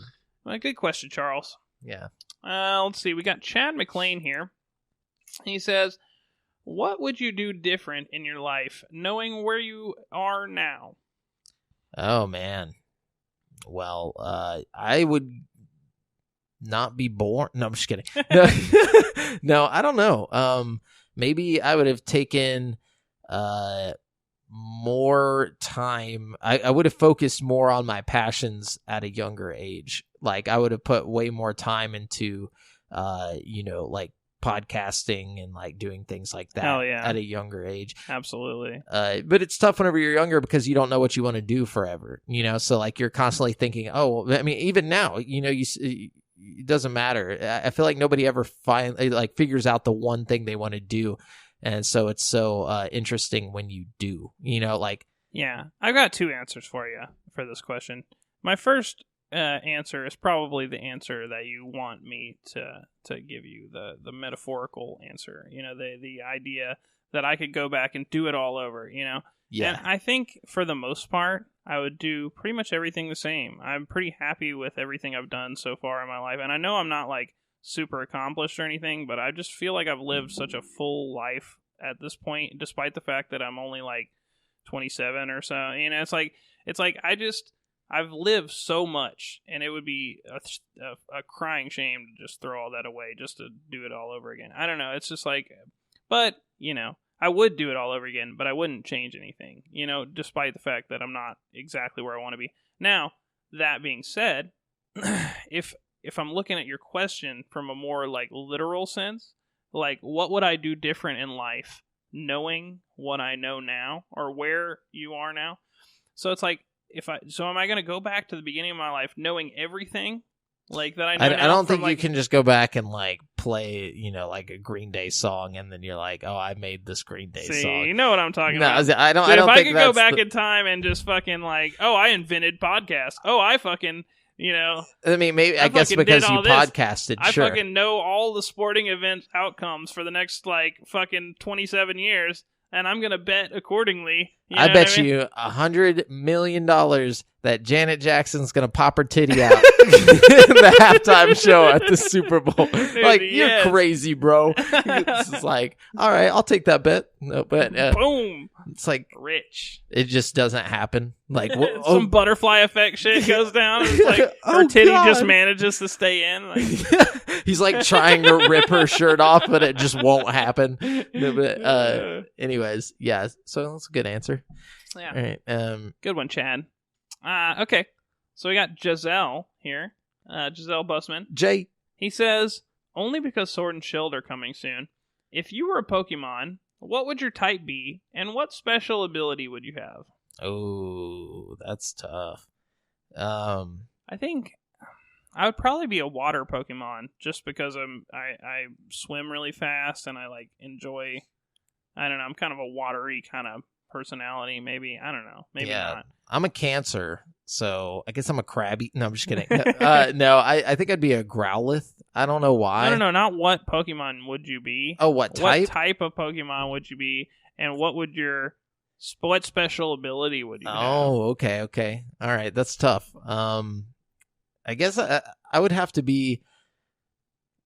You strike me as like a fighting type, or like a rock type, or like, you know, just because I work out. Yeah. Okay. All right. I'll take the fighting type. Okay. The rock type's kind of lame. Maybe like fighting rock combo. Yeah. You know what I mean? I'll be a fighting type, and I think my special ability would be. What's a good special ability? I don't know. That's a good question. I don't remember like the specific special abilities for the fighting types. Like you'd have like hidden power or something like that. Yeah. Oh, I don't know. Like fucking. I don't know. Honestly, like I'm gonna look up a special abilities list. Well, hold on. Okay, you got to give me a special ability while you're in there. Okay, and you're a water type? Yeah. Okay, let's so special moves. Where are the special moves? Okay, water, grass, shadow. Okay, so these are I guess these are shadow moves. What the fuck is a shadow move? I don't know. Honestly, I couldn't tell you what my special move would be just because I don't remember what the special attacks are. Or the special moves. Oh, well. Thanks, Jay. Good question. Yeah. Sorry. I'm not that Pokemon. My special ability would be Brave Bird, even though it has nothing to do with water-type Pokemon. Brave Bird? Yeah, dude. Cool, I like that. Yeah. I'll take Thunder Shock. Right? I like that. Okay. So we got Bo Butts here. Okay. He says, as crossplay becomes more relevant, do y'all see favoritism for platforms PC becoming a deciding factor anymore, or people will just buy what they can afford? I think I think it's different because whenever you have like cross-platform with PC, they're using mouse and keyboard, and which inherently makes them better. It's just... Yeah, most developers that enable cross-platform, though, realize this and enable specific servers unless you opt to play with, like, PC people, But I imagine he's saying, like, he's gonna be playing with people who are... It's like, or the people that are just buying the thing they can afford are gonna be doing this, Mm-hmm. Like, I guess... Unless they unless they make it where you can just play with mouse and keyboard. Have they already made that for Xbox, a thing for Xbox think, yeah. One?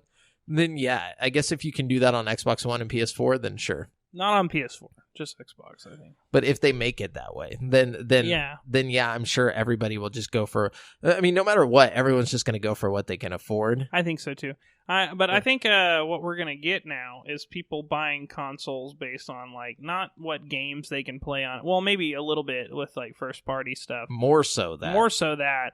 But also, I think you're going to get a little bit more of just brand loyalty, that crept up. Yeah, the fanboys. The fanboys. You're also going to have, I think, peripherals are going to play a big factor. People are going to start taking into consideration things like VR a lot more, or, what can this support? What can this do? Does this have 4K? Does this have 8K?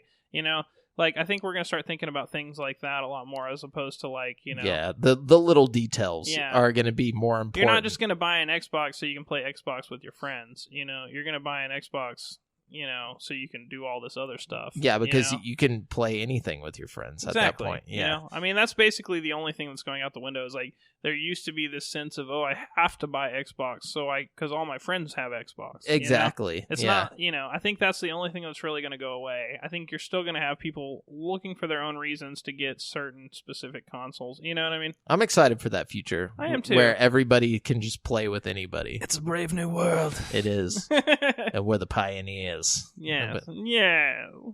Okay, we got Audra here. She says, what games have y'all played and beat the most times, and approximately how many times? Oh. Wow. That's tough. The most times? I honestly couldn't tell you what game I beat the most times. I'm kind of ashamed to admit it, but I'm pretty sure I've beaten the first Mass Effect game like 6 or 7 times. Like, it's a long game, too. I know, it's like 30 or 40 hours, and I've fucking beaten the fuck out of it multiple times. Like, too many times. Like, yeah, I'm trying to think. Like, I'm not somebody who likes to go back into a game once I've beat it. Like, either. You know what? One game that I played over and over again. It has to have like alternate endings or something. Yeah, and even then, I'm still like, I kind of like the story that I made for myself. It's tough for me to want to go back into it. It's hard for me to watch a movie twice. You know? For sure. Like, let alone put 100 hours into a game. It's way harder for me to watch a movie twice than to play a game twice. Yeah. One game I played like 4 or 5 times was that one that came out recently, Detroit Become Human. I played that game so many fucking times just to like see all the different scenes play out and stuff.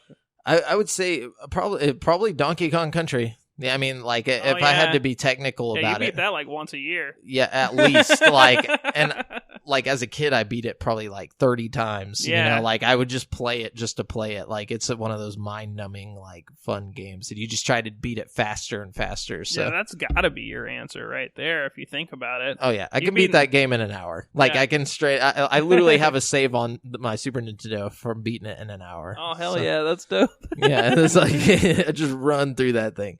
Anyways, yeah. Good question.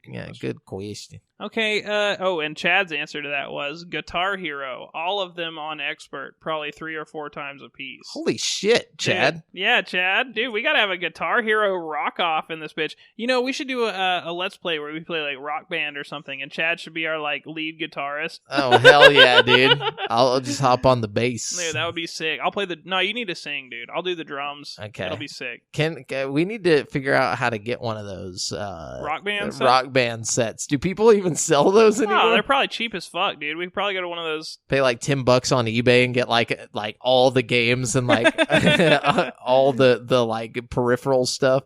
Dude, that would be a lot of fun. Yeah, we should do that. Let's bring back Rock Band, dude. We should. Okay, we got one more. We got Jeffrey Lewis here. He says... Which, by the way, Jeffrey Lewis, thanks for the topic of this show. Oh, yeah. Jeffrey is responsible for this topic. So thank you, Jeffrey. Jeffrey says, what is the dullest game you have ever played? Oh, man. There's a lot of those. Yeah. Lots of games that were just dull. I'll tell you right now. I can think of it. It's this VR game I got with one of my first VR games I ever played. It's called The Assembly. And it's like graphically amazing. Like you get in that game and it's like you're in another world.